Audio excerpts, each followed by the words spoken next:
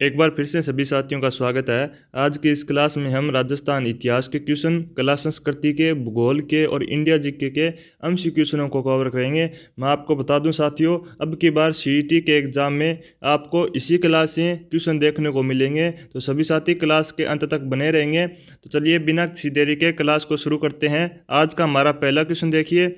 सबसे important question है साथियों, थेवा कला के लिए प्रसिद्ध परिवार कौन सा है? सुथार परिवार प्रसिद्ध है, शेखावत परिवार या फिर सोनी परिवार या फिर गहलोत परिवार? सबसे इंपॉर्टेंट है थेवा कला, अक्सर एग्जाम में क्वेश्चन पूछ लिया जाता है थेवा कला से। तो सभी साथी इस क्वेश्चन का राइट आंसर बताने का प्रयास करेंगे कमेंट बॉक्स में। जल्दी जल्दी क्वेश्चन का राइट आंसर बताइए साथियों। एक बार सभी साथी क्लास को शेयर कर देना। एक बार सभी साथी क्लास को शेयर कर देंगे ताकि और भी विद्यार्थी क्लास से जुड़ सकें और अपनी तैयारी को बेहतर बना सकें। अगर बात करें साथियों थेवा कला की, अगर क्वेश्चन पूछ लिया जाए, क्वेश्चन आ जाए साथियों थेवा कला कहाँ की प्रसिद्ध है, तो आपको राइट आंसर करके आना साथियों, प्रतापगढ़ की थेवा कला प्रसिद्ध है। सभी साथी नोट कर लेंगे। थेवा कला कहाँ की प्रसिद्ध है साथियों? थेवा कला प्रतापगढ़ की प्रसिद्ध है। और अब इस क्वेश्चन में बताना है आपको, इसके कला के लिए प्रसिद्ध परिवार कौन सा है? सुथार परिवार है, शेखावत परिवार है, सोनी परिवार है या फिर गहलोत परिवार है? जल्दी जल्दी सभी साथी क्वेश्चन का राइट आंसर बताएंगे कमेंट बॉक्स में। तो देखिए साथियों, यहाँ पे आप नोट कीजिए थेवा कला के लिए कौन सा परिवार प्रसिद्ध है। 3 नंबर ऑप्शन यानी कि सोनी परिवार थेवा कला के लिए प्रसिद्ध है। सी नंबर ऑप्शन अपना यहाँ पे राइट रहेगा। आगे बढ़ेंगे नेक्स्ट क्वेश्चन की तरफ। देखिए साथियों, आज का हमारा नेक्स्ट क्वेश्चन है, ब्लू पोट्री को राजस्थान में किस शासक के द्वारा लाया गया? राम सिंह के द्वारा, मान सिंह के द्वारा, माधो सिंह के द्वारा या फिर भवानी सिंह के द्वारा? सभी साथी इस क्वेश्चन का राइट आंसर बताएंगे। इंपॉर्टेंट है ब्लू पोट्री। ब्लू पोट्री से भी कई बार एग्जाम में क्वेश्चन पूछा जा चुका है और अब की बार भी संभावना है।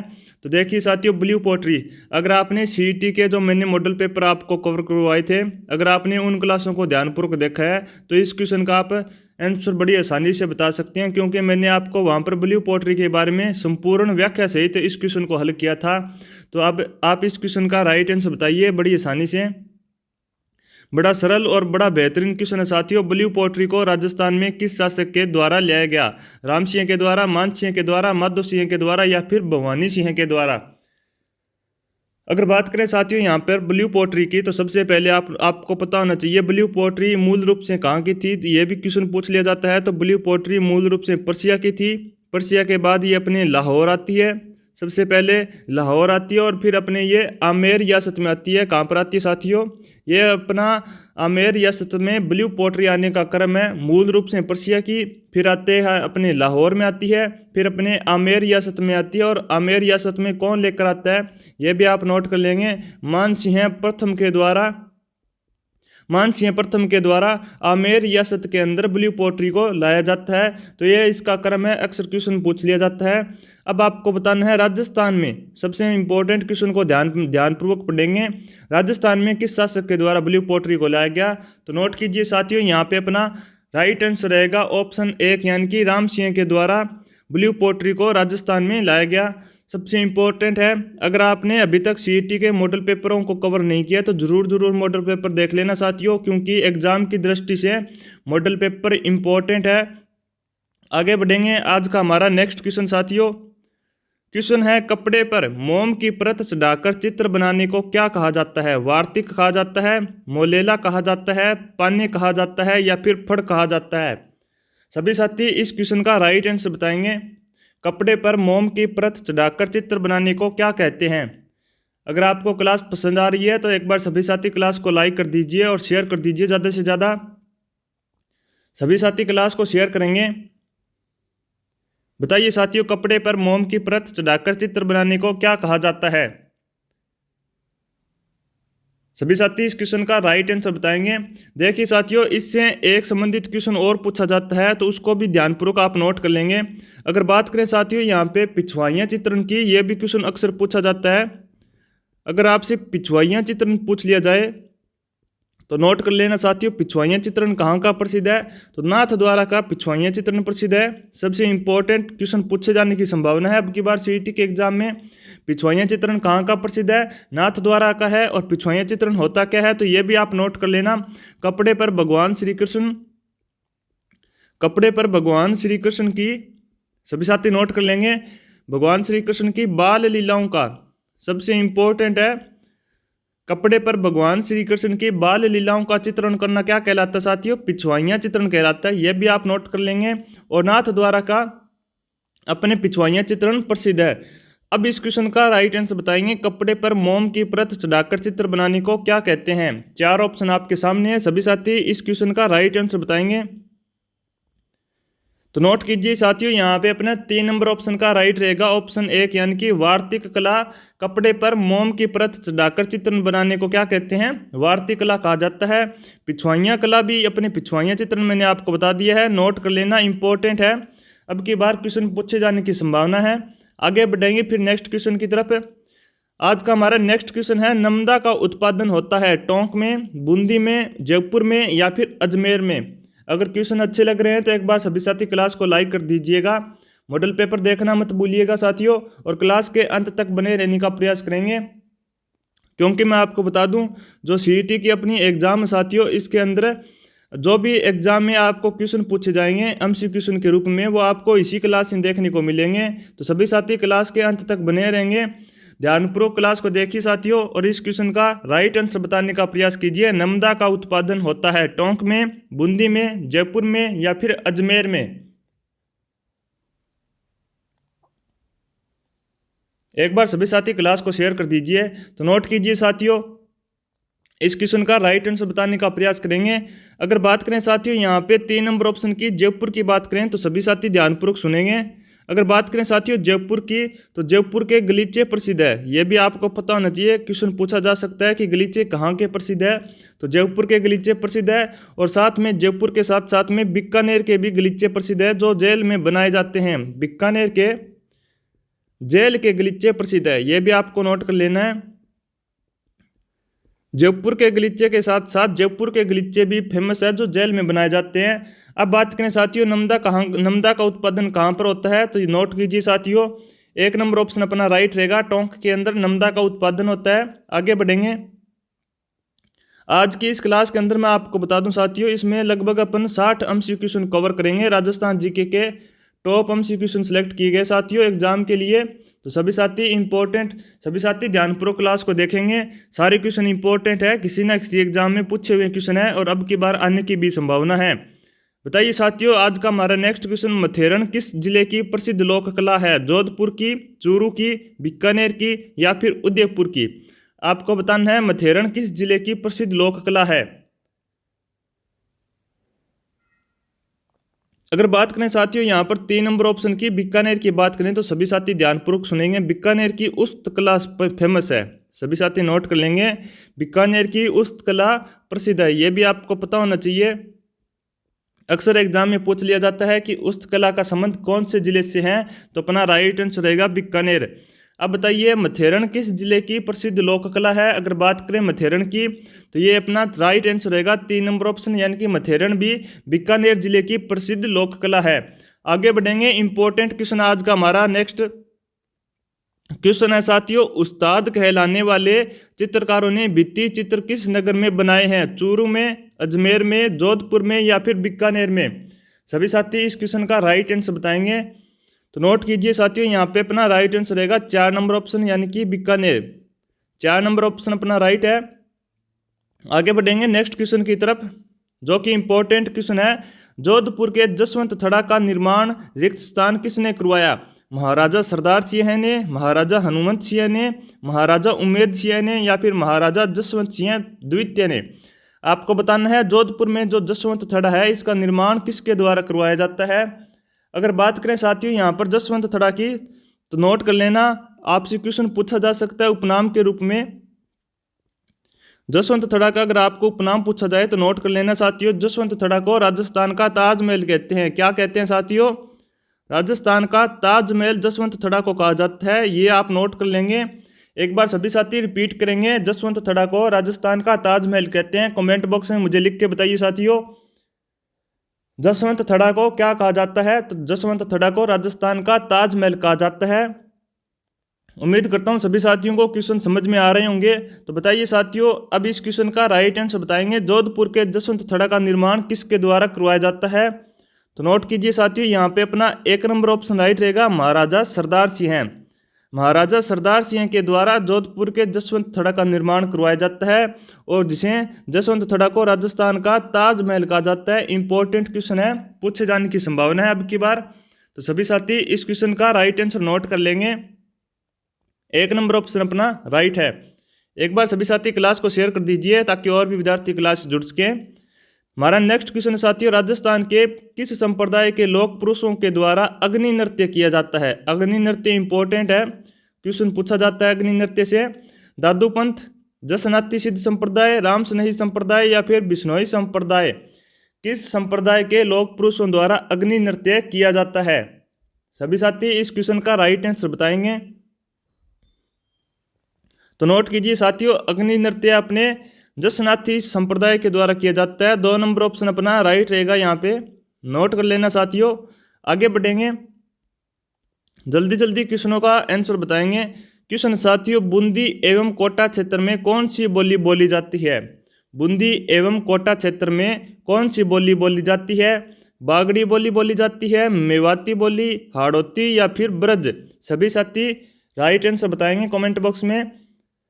बूंदी एवं कोटा क्षेत्र में कौन सी बोली बोली जाती है। अगर बात करें साथियों यहाँ पे 2 नंबर ऑप्शन की मेवाती बोली की बात करें तो सभी साथी नोट कर लेना, अलवर व भरतपुर में, अलवर और भरतपुर में मेवाती बोली बोली जाती है। नोट कर लेना साथियों, अलवर व भरतपुर में मेवाती बोली बोली जाती है। अब आप बताइए बूंदी एवं कोटा क्षेत्र में कौन सी बोली बोली जाती है। सारे इंपॉर्टेंट क्वेश्चन साथियों, अब के बार इस क्लास से आपको सीईटी के एग्जाम में क्वेश्चन देखने को मिलेंगे। तो एक बार सभी साथी क्लास को शेयर कर दीजिए। अगर बात करें साथियों इस क्वेश्चन के राइट आंसर की तो यहाँ पे अपना 3 नंबर ऑप्शन राइट रहेगा, हाड़ौती।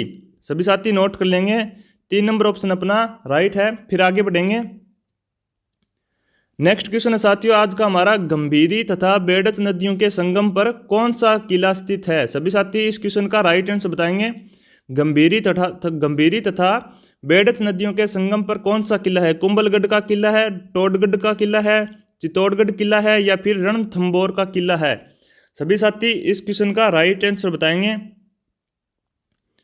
अगर बात करें साथियों यहाँ पे 2 नंबर ऑप्शन की कुंभलगढ़ किले की टोडगढ़ किले की बात करें तो सभी साथी ध्यानपूर्वक सुनेंगे। इस किले का निर्माण किसके द्वारा करवाया जाता है साथियों, नोट कर लेना, कर्नल जेम्स टोड के द्वारा। कर्नल जेम्स टोड के द्वारा इस किले का निर्माण किया जाता है। सभी साथी नोट कर लेना,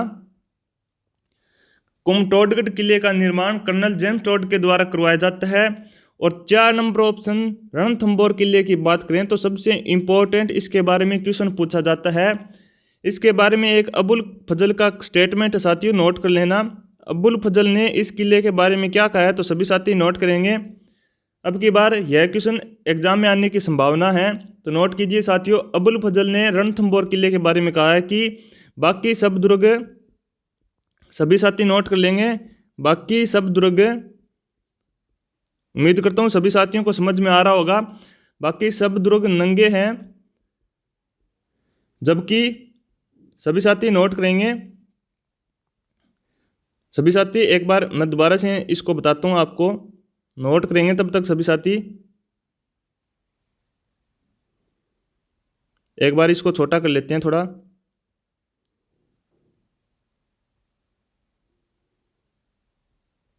अब देखिए साथियों, जबकि यह किला बख्तरबंद है, यह किला बख्तरबंद है, ये सभी साथी नोट करेंगे। रणथंभौर दुर्ग के बारे में ये स्टेटमेंट आता है साथियों, किसका है, अबुल फजल का है, ये भी आप नोट कर लेना।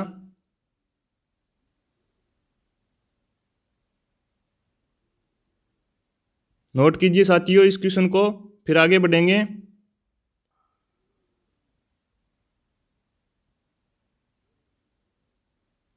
ये अपना रणथंभौर का किला होता है। और मैंने आपको बता दिया है टोडगढ़ किले के बारे में। टोडगढ़ किले का निर्माण किसके द्वारा करवाया जाता है, कर्नल जेम्स टोड के द्वारा टोडगढ़ किले का निर्माण करवाया जाता है। और रणथंभौर दुर्ग के बारे में मैंने आपको बता दिया। और गंभीरी तथा बेडच नदियों के संगम पर कौन सा किला है, तो अब इस क्वेश्चन का राइट आंसर बात करें तो याद करेंगे साथियों सभी साथी। 3 नंबर ऑप्शन अपना राइट रहेगा, चित्तौड़गढ़ किला। अगर बात करें चित्तौड़गढ़ किले की तो ये अपने मेसा के पठार पर है, ये भी आप नोट कर लेना। मेसा के पठार पर कौन सा किला साथियों? चित्तौड़गढ़ का किला है। एक बार सभी साथी इस क्वेश्चन को दोबारा से देखेंगे क्योंकि इंपॉर्टेंट क्वेश्चन साथियों। अगर बात करें 2 नंबर ऑप्शन की, टोडगढ़ किले की बात करें साथियों यहाँ पे, तो कर्नल जेम्स टोड के द्वारा इस किले का निर्माण करवाया जाता है। और अगर बात करें चित्तौड़गढ़ किले की, तो चित्तौड़गढ़ किला गंभीरी तथा बेड़च नदियों के संगम पर बना हुआ चित्तौड़गढ़ किला है और ये अपने मेसा के पठार पर है। कौन से पठार पर साथियों? मेसा के पठार पर है। और सबसे इंपॉर्टेंट किला साथियों रणथंभौर किला, सबसे इंपॉर्टेंट किला है रणथंभौर किला। इसके बारे में अबुल फजल का एक स्टेटमेंट है साथियों, अबुल फजल का एक स्टेटमेंट है कि बाकी सब दुर्ग नंगे हैं जबकि यह किला बख्तरबंद है। क्या है साथियों? बख्तरबंद किला है रणथंभौर का किला। और इसी किले में आप नोट कर लेना त्रिनेत्र गणेश जी का मंदिर है। यह भी इंपॉर्टेंट क्वेश्चन है साथियों, त्रिनेत्र गणेश जी का मंदिर आपसे अगर पूछ लिया जाए कि कौन से किले में है, तो रणथंभौर किले के अंदर त्रिनेत्र गणेश जी का मंदिर है। इंपॉर्टेंट क्वेश्चन है साथियों, नोट कर लेंगे सभी साथी। सभी साथी इस क्वेश्चन को नोट कर लीजिएगा, फिर आगे की तरफ बढ़ेंगे। एक बार सभी साथी क्लास को शेयर कर दीजिए अगर आपको क्लास अच्छी लग रही है, और शेयर करने के साथ साथ क्लास को लाइक भी कीजिए और अपने यूट्यूब चैनल को सब्सक्राइब करना मत भूलिएगा साथियों, ताकि आपको ऐसी ही शानदार जीके की क्लासें मिलती रहे। आगे बढ़ेंगे आज के हमारे नेक्स्ट क्वेश्चन की तरफ। क्वेश्चन है साथियों असुमेलित बताना है आपको, तो एक बार ध्यानपूर्वक क्वेश्चन को पढ़ेंगे। असुमेलित है, डिंगल का हेरोंस पृथ्वीराज राठौड़ को कहा जाता है, या फिर बी नंबर ऑप्शन है मारवाड़ का अणबिंदिया मोती दुर्गादास राठौड़ को कहा जाता है, या फिर 3 नंबर ऑप्शन है हसमत वाला शासक जसवंत सिंह राठौड़, या फिर राजपुताने का करण राय सिंह को। सभी साथी इस क्वेश्चन का राइट आंसर बताएंगे। इंपॉर्टेंट क्वेश्चन है, उम्मीद करता हूँ सभी साथी इस क्वेश्चन को नोट कर रहे होंगे, तो सभी साथी नोट कीजिए। अगर बात करें साथियों यहाँ पे 1 नंबर ऑप्शन की, तो सभी साथी ध्यानपूर्वक सुनेंगे। डिंगल का हेरोंस अगर आपसे पूछा जाए कि डिंगल का हेरोंस किसे कहते हैं, तो डिंगल का हेरोंस पृथ्वीराज राठौड़ को कहा जाता है। किसको कहा जाता है साथियों? पृथ्वीराज राठौड़ को कहा जाता है डिंगल का हेरोंस। ये अपने राइट है। 2 नंबर ऑप्शन है अपने मारवाड़ का अणबिंदिया मोती, तो मारवाड़ का अणबिंदिया मोती अपने दुर्गादास राठौड़ को कहा जाता है। और दुर्गादास राठौड़ इंपॉर्टेंट है, इन्हें राठौड़ों का यूलिसेस भी कहा जाता है। नोट कर लेना, राठौड़ों का यूलिसेस भी किसको कहते हैं? दुर्गादास राठौड़ को कहा जाता है राठौड़ों का यूलिसेस। और अणबिंदिया मोती मारवाड़ का भी दुर्गादास राठौड़ को कहा जाता है। आगे बात करें साथियों हसमत वाला शासक, बात करें हसमत वाला शासक, तो यहाँ पे जसवंत सिंह राठौड़ ना होकर क्या होगा साथियों? मालदेव आएगा, यानी कि 3 नंबर ऑप्शन अपना राइट है। नोट कर लेना, जसवंत सिंह राठौड़ की जगह पे अपना मालदेव आएगा। ये अपना असुमेलित साथियों, मालदेव को हसमत वाला शासक कहा जाता है। अगर बात करें राजपुताने का करण अगर आपसे पूछ लिया जाए, तो राय सिंह को राजपुताने का करण कहा जाता है। और इस क्वेश्चन का राइट आंसर रहेगा अपना 3 नंबर ऑप्शन असुमेलित। कौन सा ऑप्शन है? 3 नंबर विकल्प असुमेलित है। अगर एक साथ सभी साथी एक बार एक क्वेश्चन को और नोट करेंगे। क्वेश्चन अगर साथियों आपसे पूछ लिया जाए कि कलयुग का करण किसे कहते हैं, सभी साथी नोट करेंगे। अगर आपसे क्वेश्चन पूछ लिया जाए कि कलयुग का करण किसे कहा जाता है, तो नोट कीजिए साथियों, कलयुग का करण राव लूणकरण को कहते हैं। किसको कहते हैं साथियों? लूणकरण को कलयुग का करण कहा जाता है। नोट कर लेंगे सभी साथी, इस क्वेश्चन को भी नोट कीजिए साथियों। क्वेश्चन अगर आपसे पूछ लिया जाए साथियों कि कलयुग का करण किसे कहते हैं, तो लूणकरण को अपने राव लूणकरण को कलयुग का करण कहा जाता है। एक बार दोबारा से इस क्वेश्चन को देखेंगे, इंपॉर्टेंट है।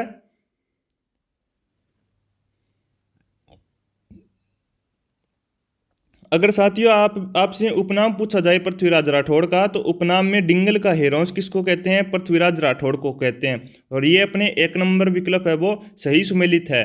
2 नंबर विकल्प है साथियों मारवाड़ का अणबिंदिया मोती की बात करें, तो मारवाड़ का अणबिंदिया मोती अपने दुर्गादास राठौड़ को कहा जाता है। और दुर्गादास राठौड़ को राठौड़ों का यूलिसेस भी दुर्गादास राठौड़ को कहा जाता है।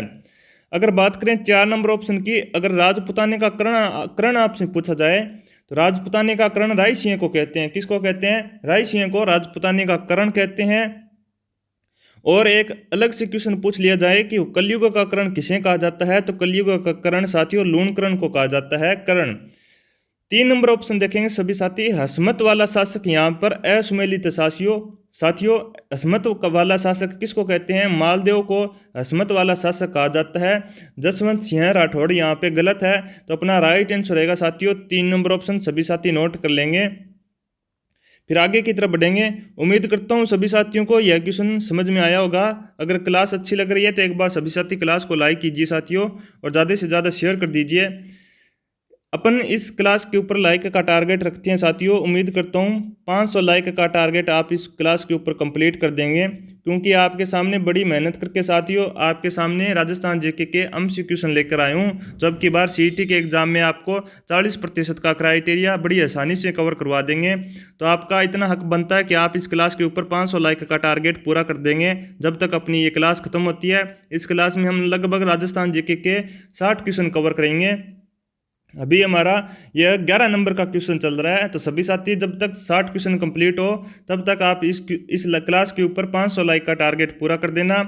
फिर आगे बढ़ेंगे। आज का हमारा नेक्स्ट क्वेश्चन है साथियों, असुमेलित का चयन कीजिए। अब की बार सीईटी के एग्जाम में असुमेलित वाले क्वेश्चन आपको ज़्यादा देखने को मिलेंगे, तो सभी साथी गंभीर रूप से क्लास में बने रहेंगे लास्ट तक। तो देखिए, असुमेलित का चयन करना है शासक और उससे संबंधित है, यानी कि महाराणा प्रताप, राम प्रसाद, मानसिंह मर्दाना, दुर्गादास राठौड़ मस्ताना, या फिर पृथ्वीराज चौहान तृतीय, नृत्यरंबा। सभी साथी इस क्वेश्चन का राइट आंसर बताएंगे, इंपॉर्टेंट है। पहले सभी साथी इस क्वेश्चन को आराम से पढ़ेंगे, फिर राइट आंसर बताने का प्रयास करेंगे। तो देखिए साथियों, अगर बात करें 1 नंबर ऑप्शन की, महाराणा प्रताप और उनके सामने राम प्रसाद, उनके हाथी का नाम रखा हुआ है। मानसिंह के सामने भी हाथी का नाम है, और दुर्गादास राठौड़ बताना मस्ताना है, या फिर पृथ्वीराज राठौड़ नृत्यरंबा। सभी साथी इस क्वेश्चन का राइट आंसर बताएंगे। अगर बात करें साथियों यहाँ पर 1 नंबर ऑप्शन की, महाराणा प्रताप की बात करें, तो महाराणा प्रताप के घोड़े का नाम सभी को पता होगा। तो इस क्वेश्चन का आंसर आप बताएंगे, घोड़े का नाम क्या था? सभी साथी कमेंट बॉक्स में बताएंगे मुझे महाराणा प्रताप के घोड़े का नाम क्या था। सभी साथी एक बार जोश से इस क्वेश्चन का आंसर बताएंगे, क्योंकि ये बड़ा ही आसान क्वेश्चन है साथियों। महाराणा प्रताप के घोड़े का नाम आपको बताना है।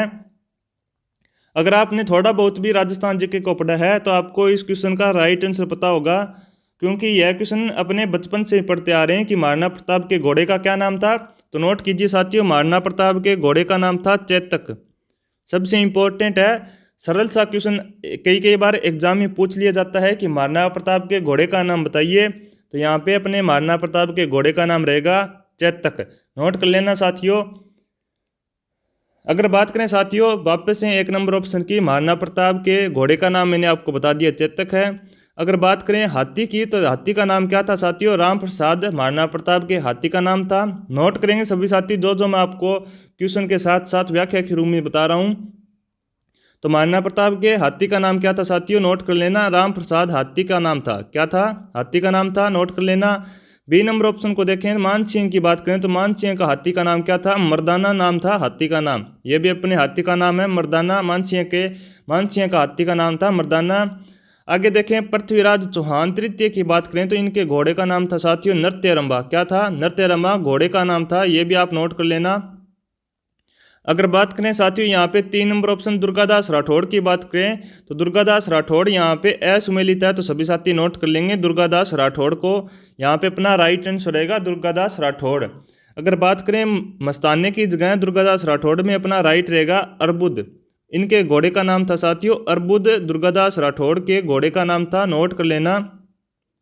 यहाँ पर मैं आपको दोबारा से लिख देता हूँ, अरबुद दुर्गादास राठौड़ के घोड़े का नाम था। और अभी मैंने आपको बताया दुर्गादास राठौड़ को मारवाड़ का अणबिंदिया मोती कहते हैं। सभी साथी नोट कर लेंगे दोबारा से, क्योंकि बार बार इंपॉर्टेंट क्वेश्चन जो पूछे जाते हैं वही क्वेश्चन रिपीट होते हैं। तो दुर्गादास राठौड़ को अणबिंदिया मोती कहा जाता है, और राठौड़ों का यूलिसेस भी दुर्गादास राठौड़ को कहा जाता है। तो एक बार सभी साथी दोबारा से इस क्वेश्चन को देखेंगे। तो देखिए, मैंने आपको बताया महाराणा प्रताप के घोड़े का नाम चेतक है। और बात करें राम प्रसाद की, तो राम प्रसाद प्रताप के हाथी का नाम था, और मर्दाना मानसिंह के हाथी का नाम था। और पृथ्वीराज राठौड़ के अपने पृथ्वीराज चौहान तृतीय के घोड़े का नाम था नृत्यरंबा। और यहाँ पे दुर्गादास राठौड़ में मस्ताना की जगह कौन सा घोड़ा होगा साथियों? अपने अरबुद नाम का घोड़ा था दुर्गादास राठौड़ का। और अणबिंदिया मोती भी दुर्गादास राठौड़ को कहा जाता है। इसी प्रकार अपने इन क्वेश्चनों को हल करेंगे साथियों, सारे क्वेश्चनों को हल करेंगे। अगर आपको क्वेश्चन अच्छे लग रहे हैं तो शेयर कर दीजिएगा क्लास को साथियों। इंपॉर्टेंट क्लास रहने वाली अपनी सीईटी के एग्जाम के लिए, और 500 लाइक का टारगेट भी आप कंप्लीट कर दीजिए। आज का हमारा नेक्स्ट क्वेश्चन देखेंगे सभी साथी। क्वेश्चन है साथियों, खानवा युद्ध में राणा सांगा के घायल होने पर सांगा का मुकुट राज्य चिन्ह किसने धारण किए थे? हसन खां मेवाती ने, झाला बिदा ने, राव मालदेव ने, या फिर झाला अज्जा ने? इंपॉर्टेंट क्वेश्चन है साथियों, अक्सर एग्जाम में पूछ लिया जाता है कि खानवा के युद्ध में राणा सांगा के जब घायल हो जाते हैं तो उनके सांगा का जो मुकुट है या फिर आप कह सकते हैं राज्य चिन्ह है, वो किसने धारण किए थे, किसने पहने थे? हसन खां मेवाती ने, झाला बिद्दा ने, राव मालदेव ने, या फिर झाला अज्जा ने? सभी साथी इस क्वेश्चन का राइट आंसर बताएंगे कमेंट बॉक्स में। उम्मीद करता हूँ सभी साथियों को क्लास अच्छी लग रही है। तब बताइए साथियों, इस क्वेश्चन का राइट आंसर बताएंगे। और मैं आपको बता दूं साथियों, आपके लिए इतनी मेहनत की जा रही है तो आपका हक बनता है साथियों, इस यूट्यूब चैनल पर जल्दी से जल्दी 3000 सब्सक्राइबर कंप्लीट कर दीजिए। मात्र 3000 सब्सक्राइबर का आपके सामने टारगेट है साथियों। तो सभी साथी इस टारगेट को पूरा करना मत भूलिएगा। एग्जाम से पहले पहले इस टारगेट को आप कंप्लीट कर सकते हैं। मात्र 3000 सब्सक्राइबर आपके सामने साथियों, जिसमें हमारे अभी तक 450 सब्सक्राइबर कंप्लीट हो चुके हैं। तो ज़्यादा से ज़्यादा सब्सक्राइब कर लीजिए हमारे यूट्यूब चैनल को। आपको ऐसी ही शानदार राजस्थान जीके की क्लासें आपको मिलती रहेगी।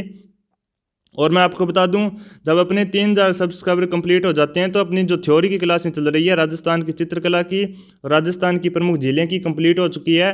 चित्रकला की अपनी क्लासें चल रही है, तो इनके जो हैंड रिटन नोट्स है वो आपको टेलीग्राम के माध्यम से आपको फ्री ऑफ कॉस्ट इनकी PDF उपलब्ध करवा दी जाएगी। तो ज़्यादा से ज़्यादा क्लास को शेयर कर दीजिए और 3000 सब्सक्राइबर का आंकड़ा है उसको भी आप कंप्लीट कर दीजिए। सभी साथी एक बार चैनल को सब्सक्राइब कर लेंगे।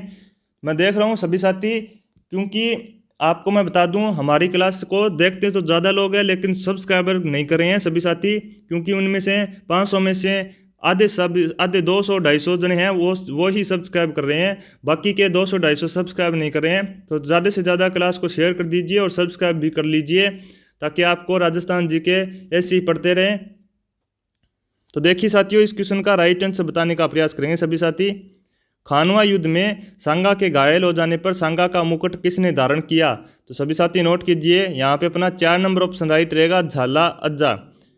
4 नंबर ऑप्शन अपना राइट है। फिर आगे बढ़ेंगे, नोट कर लीजिए एक बार।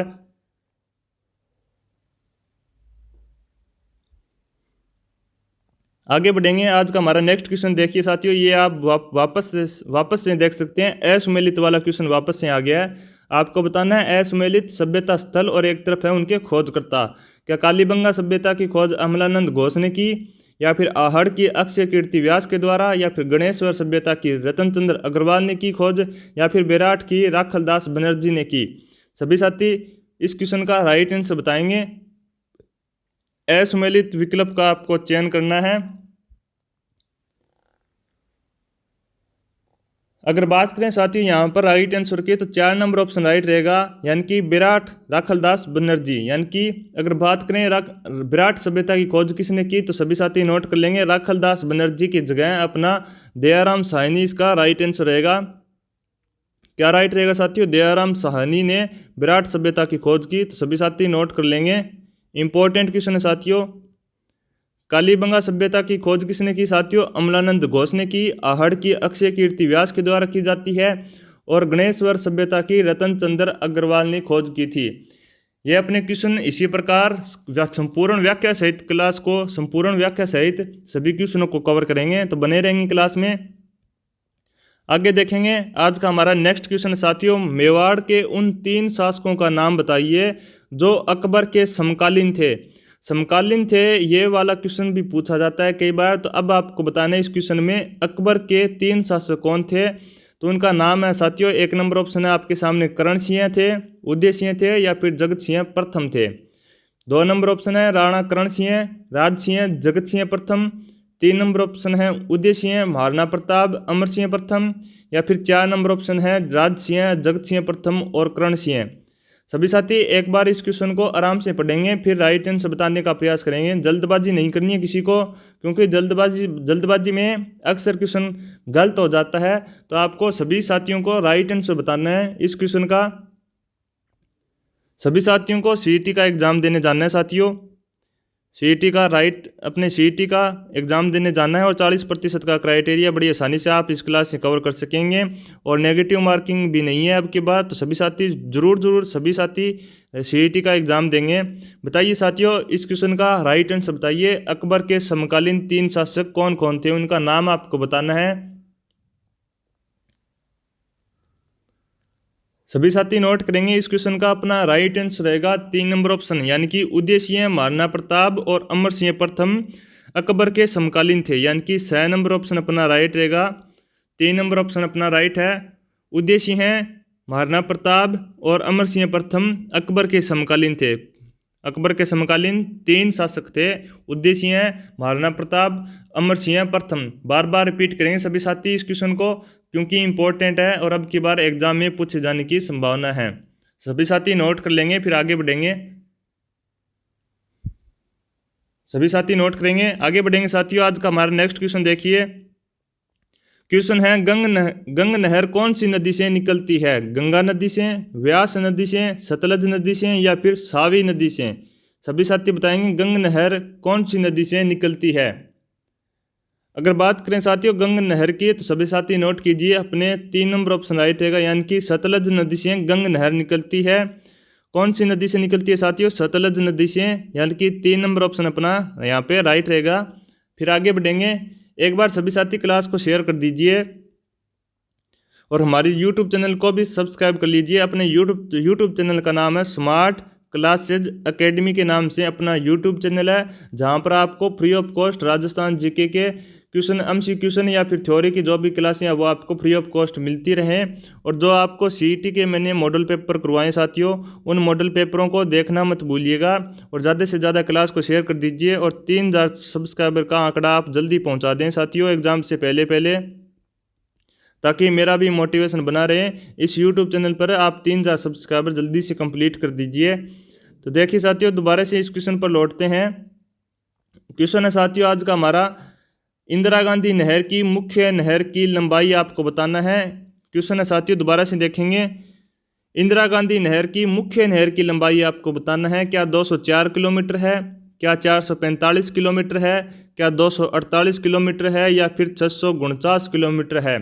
सभी साथी इस क्वेश्चन का राइट आंसर बताएंगे। इंपॉर्टेंट क्वेश्चन है, इंदिरा गांधी नहर की मुख्य नहर की लंबाई क्या है? अगर बात करें साथियों इंदिरा गांधी नहर की, तो सभी साथी ध्यानपूर्वक देखेंगे। इंदिरा गांधी नहर की अगर आपसे टोटल लंबाई पूछ ली जाए तो सभी साथी नोट कर लेंगे। टोटल लंबाई की बात करें साथियों इंदिरा गांधी नहर की, तो अपनी 649 किलोमीटर टोटल लंबाई है इंदिरा गांधी नहर की। अब आपको बताना है इंदिरा गांधी की जो मुख्य नहर है उसकी लंबाई आपको बताना है कितनी है। 204 किलोमीटर है, 445 किलोमीटर है या फिर 248 किलोमीटर है या फिर 649 किलोमीटर है। यहाँ पे मैंने आपको बता दिया 649 किलोमीटर तो इंदिरा गांधी नहर की टोटल लंबाई है। इंदिरा गांधी नहर की टोटल लंबाई कितनी है? 649 किलोमीटर। अगर बात करें मुख्य नहर की लंबाई कितनी है, तो यहाँ पे अपना 2 नंबर ऑप्शन राइट रहेगा, 445 किलोमीटर। बी नंबर ऑप्शन अपना राइट रहेगा साथियों, मुख्य नहर की लंबाई 445 किलोमीटर है। इसको भी आप नोट कर लेंगे सभी साथी। मुख्य नहर की सभी साथी नोट करेंगे, मुख्य नहर की लंबाई कितनी है? मुख्य नहर की लंबाई नोट कर लेंगे, 445 किलोमीटर मुख्य नहर की लंबाई है इंदिरा गांधी नहर की। आगे बात करेंगे, नेक्स्ट क्वेश्चन की तरफ बढ़ेंगे। सबसे इंपॉर्टेंट क्वेश्चन साथियों, निम्न में से कौन सी झील खारे पानी की है? आना सागर झील, पिछोला झील, डीडवाना झील या फिर राजसमंद झील? अगर आपने हमारी राजस्थान की प्रमुख झीलों की जो मैंने आपको थ्योरी की क्लास लगाई थी, थ्योरी की जो अपनी क्लास लगी थी साथियों राजस्थान की प्रमुख झीलों की, अगर आपने उन क्लासों को बड़ी ध्यानपूर्वक देखा है तो आप इस क्वेश्चन का बड़ी आसानी से राइट आंसर बता सकेंगे। सरल क्वेश्चन है, बड़ा सिंपल क्वेश्चन है। कौन सी झील खारे पानी की है? मैंने आपको वहाँ पर मीठे पानी की, खारे पानी की झीलें बताई थी, प्राकृतिक और कृत्रिम झीलें भी मैंने बताई थी। कौन कौन सी झीलें हैं? तो सभी साथी इस क्वेश्चन का राइट आंसर बताएंगे। झीलों से एक क्वेश्चन आपको पक्का राज्य सीईटी के एग्जाम में देखने को मिलेगा, तो सभी साथी गंभीर रूप से क्लास में बने रहेंगे। और एग्जाम के बाद भी आप इन झीलों की क्लासों को फ्री ऑफ कॉस्ट देख सकते हैं हमारे यूट्यूब चैनल पर, स्मार्ट क्लासेज एकेडमी के ऑफिशियल यूट्यूब चैनल पर, जहां पर आप अभी ये क्लास को देख रहे हैं। तो बताइए साथियों, राजस्थान निम्न में से कौन सी झील खारे पानी की है? आना सागर झील है, पिछोला झील है, या फिर डीडवाना झील है, या फिर राजसमंद झील है? सभी साथी इस क्वेश्चन का राइट आंसर बताएंगे। सभी साथी इस क्वेश्चन का राइट आंसर बताएंगे। अगर बात करें साथियों एक नंबर ऑप्शन आना सागर झील की बात करें, तो सभी साथी ध्यानपूर्वक सुनिए। आना सागर झील नोट कीजिए कहाँ पर है, तो आना सागर झील अजमेर में है। ए से अजमेर, यानी कि आ से आना सागर, ए से अजमेर। आना सागर झील अजमेर के अंदर है। और इसी झील के अंदर आप नोट कर लेना दौलत बाग है। इसी झील के किनारे दौलत बाग कौन सा है साथियों? कौन सा बाग? दौलत बाग है आना सागर झील के किनारे, जिसे वर्तमान में सुभाष उद्यान के नाम से जाना जाता है। इम्पोर्टेंट क्वेश्चन है, अक्सर एग्जाम में पूछा जाता है, जिसे वर्तमान में सुभाष उद्यान के नाम से जाना जाता है। आना सागर झील के किनारे है। आ से आना सागर झील, ए से अजमेर, यानी कि आना सागर झील अजमेर के अंदर है। अगर बात करें पिछोला झील की, पिछोला झील को मैंने संपूर्ण थ्योरी के रूप में एक क्लास में पढ़ाया था पिछोला झील, तो सभी साथी ध्यानपूर्वक देखेंगे। क्वेश्चन पूछ लिया जाए कि पिछोला झील कहाँ पर है, तो पिछोला झील उदयपुर में है। कहाँ पर है साथियों? पिछोला झील उदयपुर के अंदर है। और सबसे इम्पोर्टेंट क्वेश्चन इससे पूछा जाता है कि राजस्थान में सौर ऊर्जा से संचालित नाव, सभी साथी नोट करेंगे, राजस्थान में सौर ऊर्जा से संचालित नाव। उम्मीद करता हूँ सभी साथियों को इस क्वेश्चन का जो मैं आपको व्याख्या बता रहा हूँ समझ में आ रही होगी। तो देखिए, राजस्थान में सौर ऊर्जा से संचालित नाव कौन सी झील में चलाई गई साथियों? पिछोला झील में चलाई गई। तो देखिए, पिछोला झील कहाँ पर है? उदयपुर में है। और अगर बात करें खारे पानी की झील की बात करें, तो यहाँ पे अपना 3 नंबर ऑप्शन राइट रहेगा, डीडवाना झील।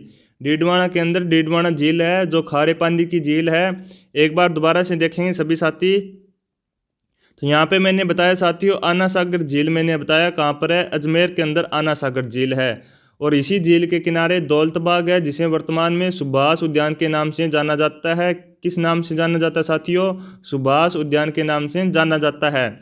पिछोला झील की बात करें साथियों, मैंने थ्योरी के रूप में आपको बताया था। अगर आपने थ्योरी की क्लासें नहीं देखी, राजस्थान की झीलें कंप्लीट टॉपिक आपको कवर करवाया गया है। एक सेपरेट प्लेलिस्ट बनी हुई है अपने इस यूट्यूब चैनल पर, राजस्थान की झीलों के नाम से सेपरेट प्लेलिस्ट है, वहाँ पर आप कंप्लीट इन क्लासों को देख सकते हैं। तो ज़रूर देखिएगा राजस्थान की प्रमुख झीलें। पिछोला झील साथियों उदयपुर के अंदर है, और इसी झील में सौर ऊर्जा से संचालित नाव चलाई गई थी अपने पिछोला झील में। और खारे पानी की झील यहाँ पे 3 नंबर ऑप्शन राइट रहेगा, डीडवाना झील। आगे बढ़ेंगे नेक्स्ट क्वेश्चन की तरफ। आज का हमारा क्वेश्चन है साथियों, राजस्थान राज्य का पूर्व पश्चिम व उत्तर दक्षिण देशांतरीय तथा अक्षांशीय विस्तार है 60 डिग्री 9 मिनट तथा 60 डिग्री 47। सभी साथी क्वेश्चन को पहले पढ़ेंगे, फिर राइट आंसर बताने का प्रयास करेंगे। क्वेश्चन है साथियों, राजस्थान राज्य का पूर्व पश्चिम व उत्तर दक्षिण देशांतरीय तथा अक्षांशीय विस्तार आपको बताना है। यहाँ पे आपको अंतर बताना है साथियों। ऑप्शन को देखते हुए यहाँ पे आपको अंतर बताना है। तो सभी साथी इस क्वेश्चन का राइट आंसर बताने का प्रयास करेंगे।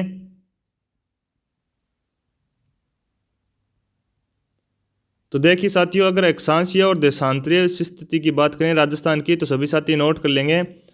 अगर बात करें उत्तर की, तो उत्तर में सभी साथी नोट कीजिए 30 डिग्री 12 मिनट।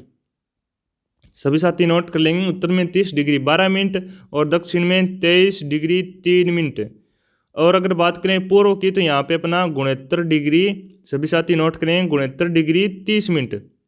कितना है साथियों? 30 मिनट, 69 डिग्री 30 मिनट है। और पश्चिम की बात करें तो 78 डिग्री 17 मिनट पश्चिम है। ये अपना अक्षांशीय और देशांतरीय विस्तार है राजस्थान का। अब आपको इनमें अंतर बताना है, तो नोट कीजिए साथियों, यहाँ पे अपना 4 नंबर ऑप्शन राइट रहेगा, 3 नंबर ऑप्शन राइट रहेगा 8 डिग्री 47 मिनट तथा 7 डिग्री 9 मिनट। आगे बढ़ेंगे नेक्स्ट क्वेश्चन की तरफ। आज का हमारा नेक्स्ट क्वेश्चन है, राजस्थान में निम्नलिखित में से कौन सा एक बालुका स्तूप का प्रकार नहीं है। बालुका स्तूप से भी क्वेश्चन पूछे जाएंगे। थली है, बरखान है, पैराबोलिक है या फिर सीप है। सभी साथी इस क्वेश्चन का राइट आंसर बताएंगे, कौन सा एक बालुका स्तूप का प्रकार नहीं है। सभी साथी इस क्वेश्चन का राइट आंसर बताने का प्रयास करेंगे और ज़्यादा से ज़्यादा क्लास को शेयर कर दीजिए। और 2-3 हज़ार सब्सक्राइबर का आपको टारगेट दिया गया साथियों, एग्ज़ाम से पहले इसको भी पूरा कर दीजिए। मात्र 3,000 सब्सक्राइबर का आपको टारगेट दिया गया है, तो ज़्यादा से ज़्यादा क्लास को शेयर कर दीजिए और 500 लाइक भी इस क्लास के ऊपर कर दीजिए साथियों। तब तक अपने 60 क्वेश्चन जब तक कंप्लीट होते हैं तब तक आपके 500 लाइक इस क्लास के ऊपर कंप्लीट हो जाने चाहिए। तो देखिए साथियों, कौन सा एक बालुका स्तूप का प्रकार नहीं है, तो यहाँ पे अपना 1 नंबर ऑप्शन राइट रहेगा, थली एक बालुका स्तूप का प्रकार नहीं है। अगर बात करें साथियों पैराबोलिक की, यानी कि 3 नंबर ऑप्शन की बात करें, तो नोट कीजिए राजस्थान में सर्वाधिक पाए जाने वाला बालुका स्तूप कौन सा है। सर्वाधिक पाए जाने वाला बालुका स्तूप, सभी साथी नोट कर लेंगे अपना, पैराबोलिक राजस्थान में सर्वाधिक पाए जाने वाला बालुका स्तूप है। सभी साथी इस क्वेश्चन को नोट कर लीजिए और जो मैंने आपको टारगेट दिए इसको कंप्लीट करना मत भूलिएगा साथियों, क्योंकि आपके लिए मैं मेहनत करके ऐसी राजस्थान जीके की क्लासें लगाता रहूँगा ताकि मेरे को भी मोटिवेशन मिले। अगर आप 3,000 सब्सक्राइबर इस यूट्यूब चैनल पर कंप्लीट कर देते हो एग्ज़ाम से पहले, तो सभी साथी ज़्यादा से ज़्यादा क्लास को शेयर कर दीजिए और लाइक कर दीजिए और सब्सक्राइब करना भी मत भूलिएगा साथियों। आगे बढ़ेंगे नेक्स्ट क्वेश्चन की तरफ।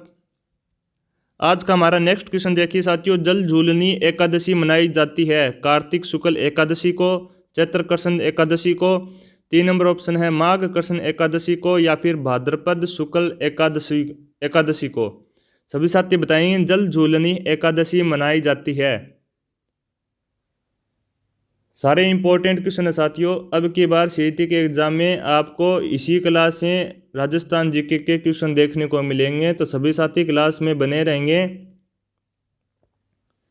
अगर सभी साथियों को समझ में आ रहा है तो सभी साथी क्लास को लाइक करना मत भूलिएगा। तो देखिए साथियों, जल झूलनी एकादशी कब मनाई जाती है, तो नोट कीजिए यहाँ पे अपना राइट आंसर रहेगा भाद्रपद शुक्ला एकादशी को जल झूलनी एकादशी मनाई जाती है। आगे बढ़ेंगे नेक्स्ट क्वेश्चन की तरफ। इंपॉर्टेंट क्वेश्चन है साथियों, घोटिया अम्बा का मेला किस जिले में आयोजित किया जाता है। डूंगरपुर में, करौली में, बांसवाड़ा में या फिर प्रतापगढ़ में। सभी साथी बताएंगे। अगर बात करें साथियों यहाँ पर 1 नंबर ऑप्शन की डूंगरपुर की बात करें, तो नोट कीजिए साथियों यहाँ पर डूंगरपुर में बेणेश्वर मेला लगता है। बेणेश्वर मेला कहाँ पर लगता है साथियों, डूंगरपुर में लगता है, नवाटापुरा गांव में। और कब लगता है साथियों, माघ पूर्णिमा को यहाँ पर बेणेश्वर मेला भरता है। माघ पूर्णिमा को बेणेश्वर मेला भरता है साथियों डूंगरपुर के अंदर। बेणेश्वर मेला लगता है डूंगरपुर में और माघ पूर्णिमा को यह मेला लगता है। तो ये मैंने आपको डूंगरपुर के बारे में बताया। अब आप बताइए घोटिया अम्बा का मेला किस जिले में आयोजित होता है, तो नोट कीजिए साथियों 3 नंबर ऑप्शन अपना राइट रहेगा, बांसवाड़ा के अंदर घोटिया अम्बा का मेला लगता है। उम्मीद करता हूँ सभी साथियों को समझ में आ रहा होगा। आगे बढ़ेंगे नेक्स्ट क्वेश्चन की तरफ। देखिए साथियों, आज का हमारा नेक्स्ट क्वेश्चन है, प्रसिद्ध कैला देवी का मेला कहाँ आयोजित किया जाता है। सवाई माधोपुर में, करौली में, दौसा में या फिर भरतपुर में। इंपॉर्टेंट देवी है साथियों कैला देवी, अक्सर एग्जाम में पूछ लिया जाता है कैला देवी से रिलेटेड क्वेश्चन। सभी साथी बताएंगे कैला देवी का मेला कहाँ आयोजित किया जाता है। एक बार सभी साथी एक्टिव रहकर इस क्वेश्चन का राइट आंसर कमेंट बॉक्स में बताएंगे। जल्दी जल्दी इस क्वेश्चन का राइट आंसर बताएंगे सभी साथी। और क्लास को एक बार शेयर कर दीजिए साथियों।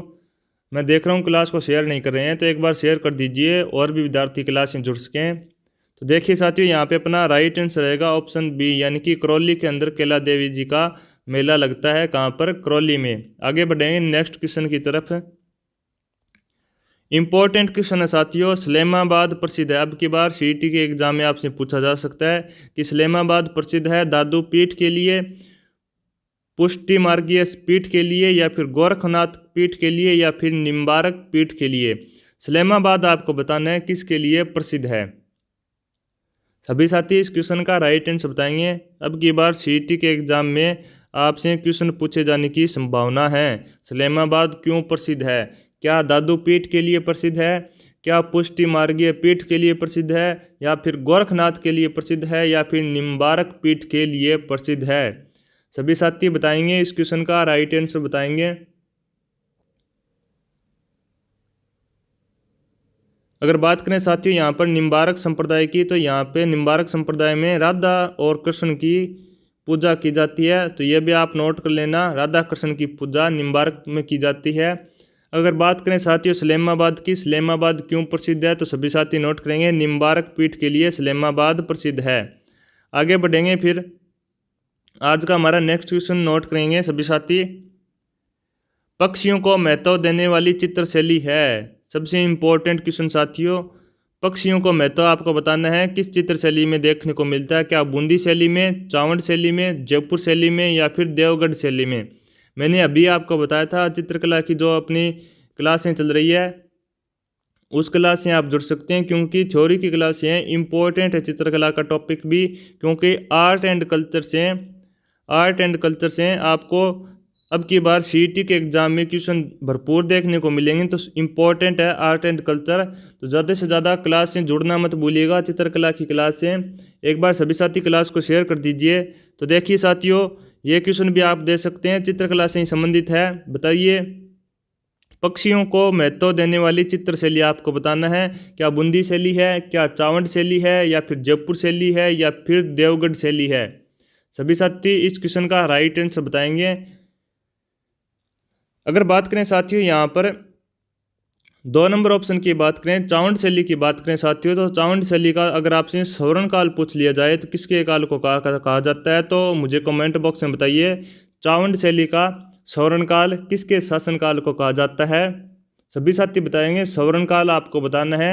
इंपॉर्टेंट क्वेश्चन है साथियों, जो मैं प्रत्येक क्वेश्चन के साथ आपको व्याख्या बता रहा हूँ, सभी साथी उन क्वेश्चनों को भी नोट करेंगे, क्योंकि एग्जाम में पूछे जाने की संभावना है। तो ज़्यादा से ज़्यादा क्लास को शेयर कर दीजिए।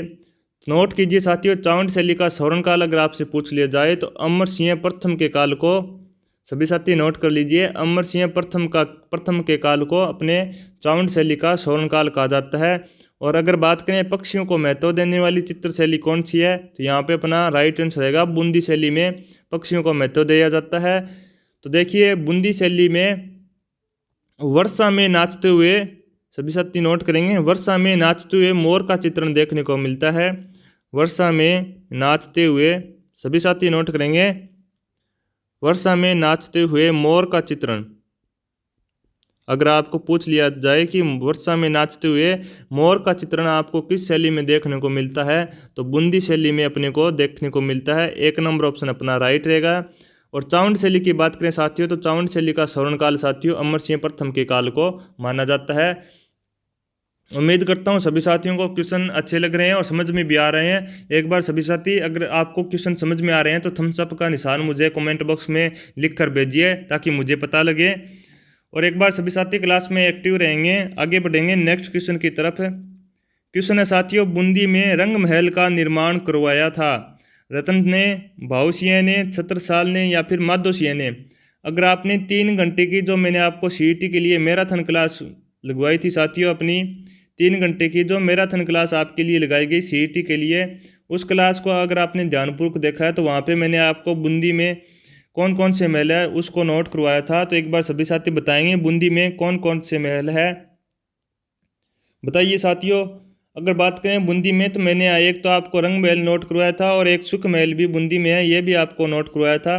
तो सभी साथी ध्यानपूर्वक क्लास को देखते रहिए, पता नहीं कौन सा क्वेश्चन है वो सीईटी के एग्जाम में पूछ लिया जाए, क्योंकि सारे इंपॉर्टेंट क्वेश्चन मैं आपके सामने लेकर आया हूँ जो अब की बार सीईटी में पूछे जाने की संभावना है। सारे इंपॉर्टेंट क्वेश्चन है, तो सभी साथी ध्यानपूर्वक क्लास को सुनते रहेंगे और समझते रहेंगे। तो देखिए साथियों, बूंदी में रंग महल का निर्माण किसने करवाया? रतन सिंह ने, भाऊ सिंह ने, छत्रसाल ने, या फिर माधोसिया ने? नोट कीजिए साथियों, बूंदी में रंग महल का निर्माण वो अपना राइट आंसर रहेगा, छत्रसाल ने बूंदी में रंग महल का निर्माण करवाया था। 3 नंबर ऑप्शन अपना राइट रहेगा, सभी साथी नोट कर लेंगे। और मैराथन क्लास को देखना मत भूलिएगा साथियों, मात्र 3 घंटे की मैराथन क्लास है, जिसमें अब की बार सीईटी के एग्जाम में टॉप एमसीक्यू क्वेश्चन जो आप अब की बार सीईटी में जो क्वेश्चन पूछे जाएंगे वो आपको 3 घंटे के मैराथन क्लास से भी देखने को मिलेंगे। तो सभी साथी जरूर देखना सीईटी के लिए 3 घंटे की मैराथन क्लास को। इस क्लास के अंदर हमने संपूर्ण व्याख्या सहित जो अभी अपन देख रहे हैं प्रत्येक क्वेश्चन को व्याख्या सहित पढ़ने का प्रयास किए हैं।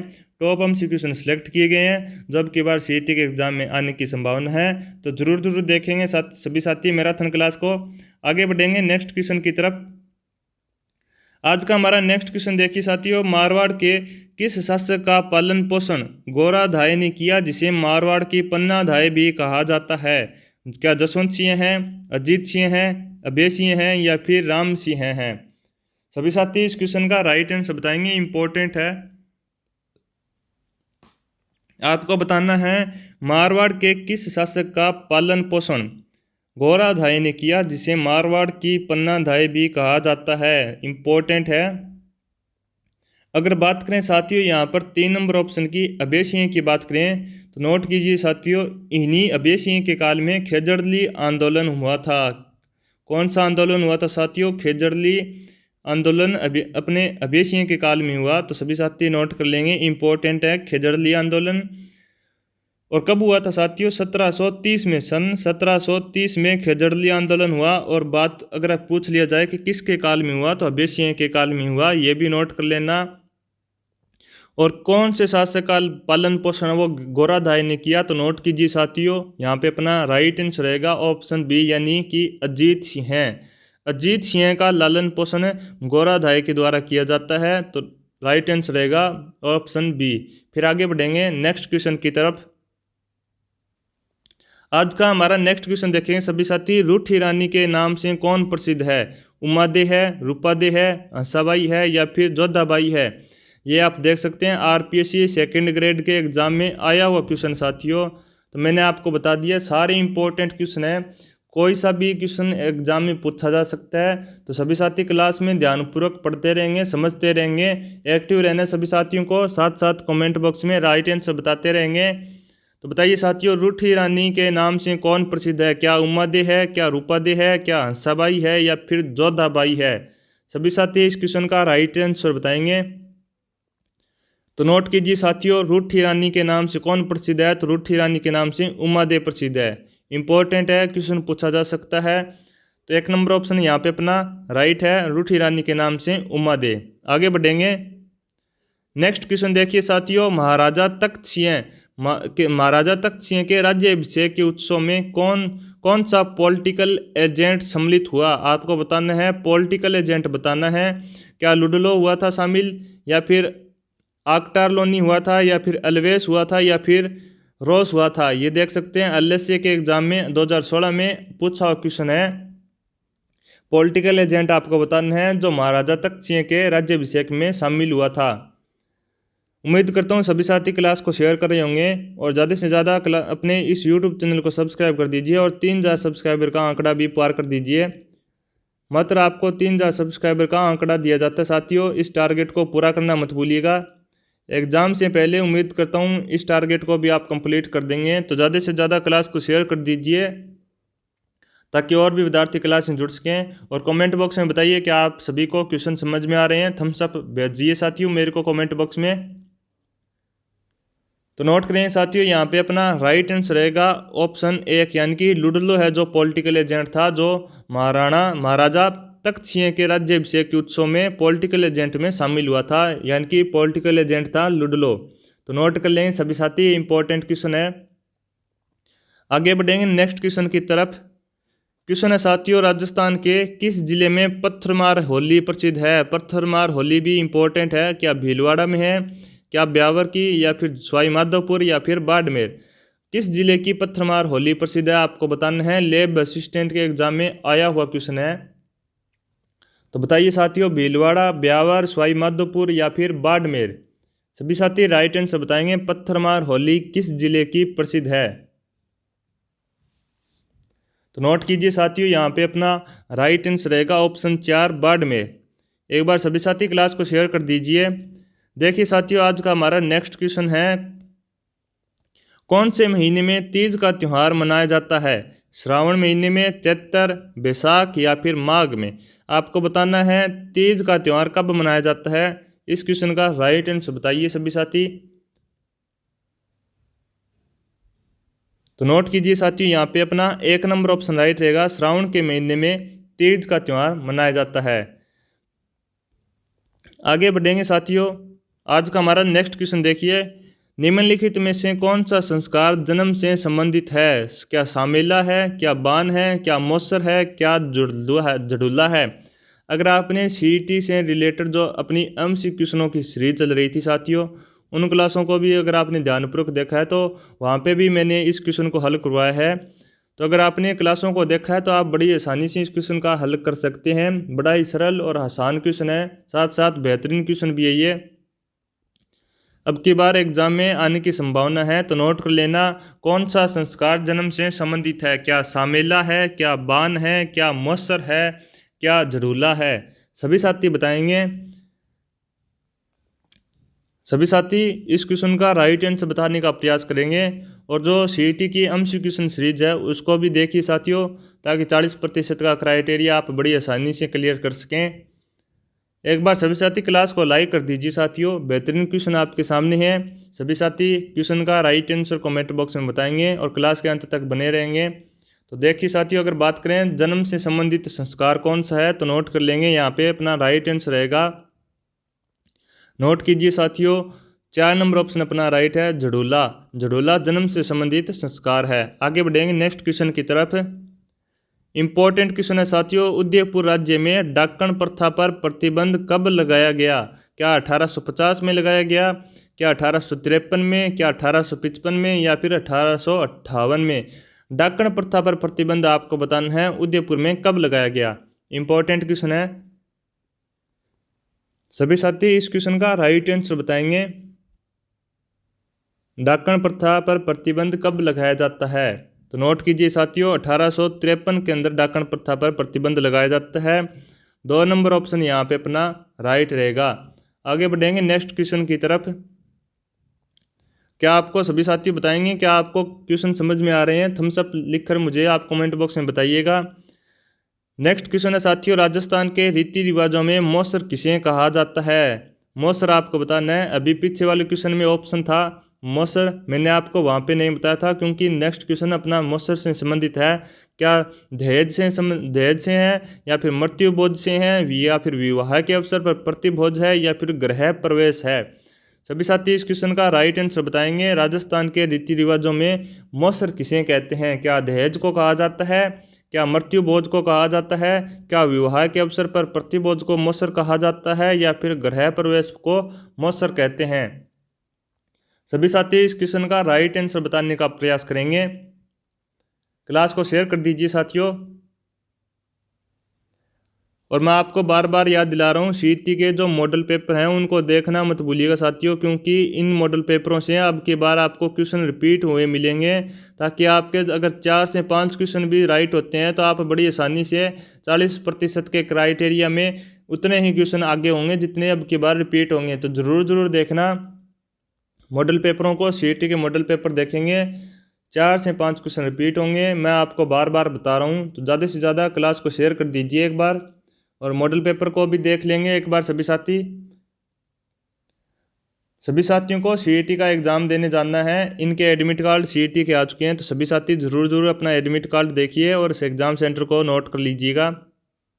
देख लेंगे एग्ज़ाम सेंटर को 1 घंटे पहले आपको परीक्षा के समय से पहुंचना है। अगर बात करें साथियों यहाँ पर मौसर किसे कहा जाता है, तो 2 नंबर ऑप्शन अपना राइट रहेगा। मृत्यु भोज को मौसर कहते हैं। किसको कहते हैं साथियों? मृत्यु भोज को मौसर कहा जाता है।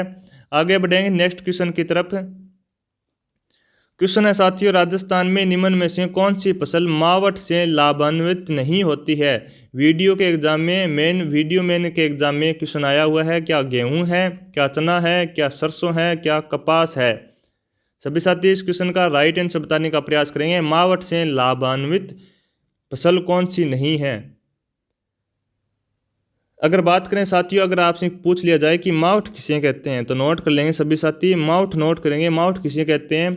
तो सर्दियों की जो बरसात होती है, सर्दियों की बरसात क्या कहलाती है साथियों? मावट कहलाती है। नोट कर लेंगे, सर्दियों की बरसात मावट कहलाती है। सभी साथी नोट कर लेंगे, सर्दियों की बरसात क्या कहलाती है? मावट कहलाती है। अब आपको बताना है, अंदाज़ा लगाइए साथियों, कौन सी फसल मावट से लाभान्वित नहीं होती? क्या गेहूं नहीं होती? क्या चना है? क्या सरसों है? क्या कपास है? इंपॉर्टेंट क्वेश्चन है। सभी साथी इस क्वेश्चन का राइट आंसर बताएंगे।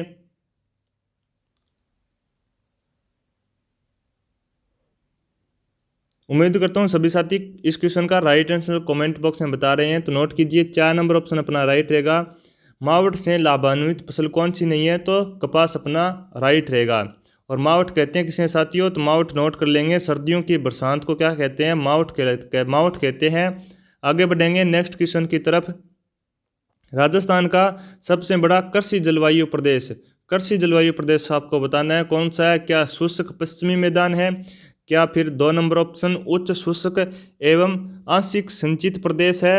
या फिर 3 नंबर ऑप्शन है अंतः प्रवाही शुष्क प्रदेश है? या फिर 4 नंबर ऑप्शन है उप आर्द्र दक्षिणी मैदान? सभी साथी बताएंगे, राजस्थान का सबसे बड़ा कृषि जलवायु प्रदेश आपको बताना है कौन सा है? सबसे बड़ा कृषि जलवायु प्रदेश बताइए। उम्मीद करता हूँ सभी साथियों को क्वेश्चन अच्छे लग रहे हैं, इंटरेस्ट भी आ रहा होगा क्लास में। तो देखिए साथियों, इस क्वेश्चन का राइट आंसर की बात करें तो यहाँ पे आप नोट कर लेंगे, सबसे बड़ा कृषि जलवायु प्रदेश कौन सा है? तो यानी कि 2 नंबर ऑप्शन अपना राइट रहेगा। यहाँ पे उच्च शुष्क एवं आंशिक सिंचित प्रदेश है, यहाँ पे अपना राइट आंसर रहेगा 2 नंबर ऑप्शन।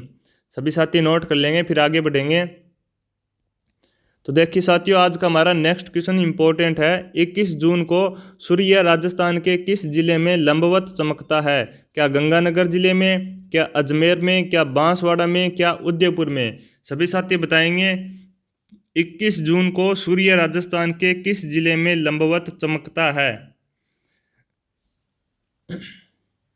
सभी साथी इस क्वेश्चन का राइट आंसर बताएंगे। अगर गंगानगर की बात करें तो सभी साथी नोट कर लेंगे, सर्वाधिक आंधियों वाला अगर आपसे क्वेश्चन पूछा जाए, सर्वाधिक आंधियों वाला जिला कौन सा है? तो अपना गंगानगर सर्वाधिक आंधियों वाला जिला है।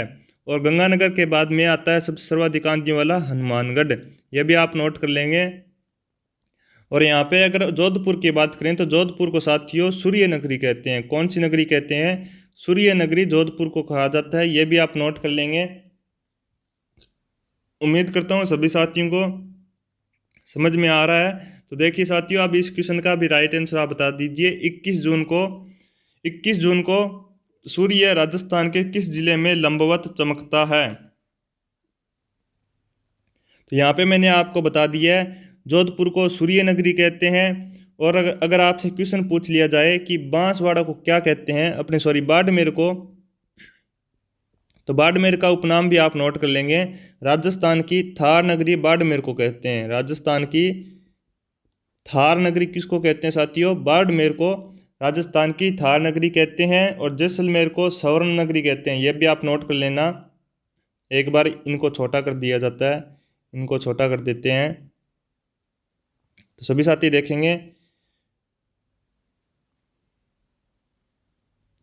सभी साथी देख लेंगे एक बार। गंगानगर को सर्वाधिक आंधियों वाला जिला कहते हैं। उम्मीद करता हूँ सभी साथी साथ साथ नोट कर रहे होंगे। अगर आपसे सर्वाधिक आंधियों वाला जिला पूछ लिया जाए तो गंगानगर है। बाड़मेर को थार की नगरी भी कहते हैं।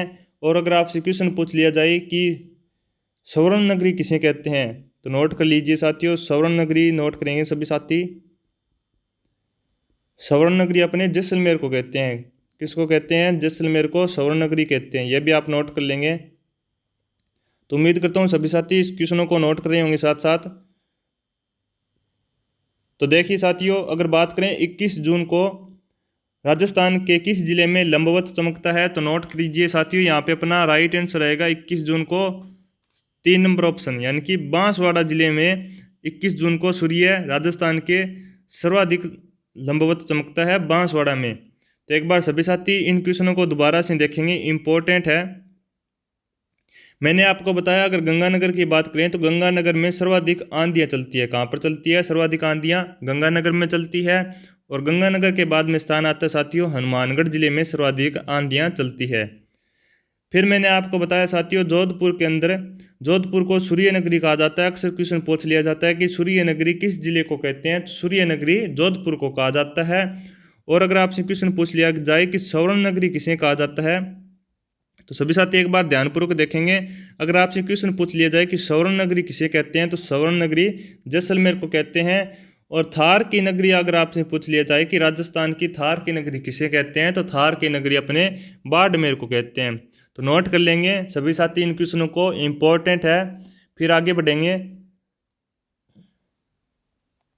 अगर आप इसी प्रकार राजस्थान जीके को पढ़ना चाहते हैं तो हमारे यूट्यूब चैनल से जुड़ सकते हैं। अपने यूट्यूब चैनल का नाम नोट कर लेंगे सभी साथी। सभी साथी एक बार यूट्यूब चैनल का नाम आपको मैं बता दूं। अपना यूट्यूब चैनल का नाम है स्मार्ट क्लासेस एकेडमी।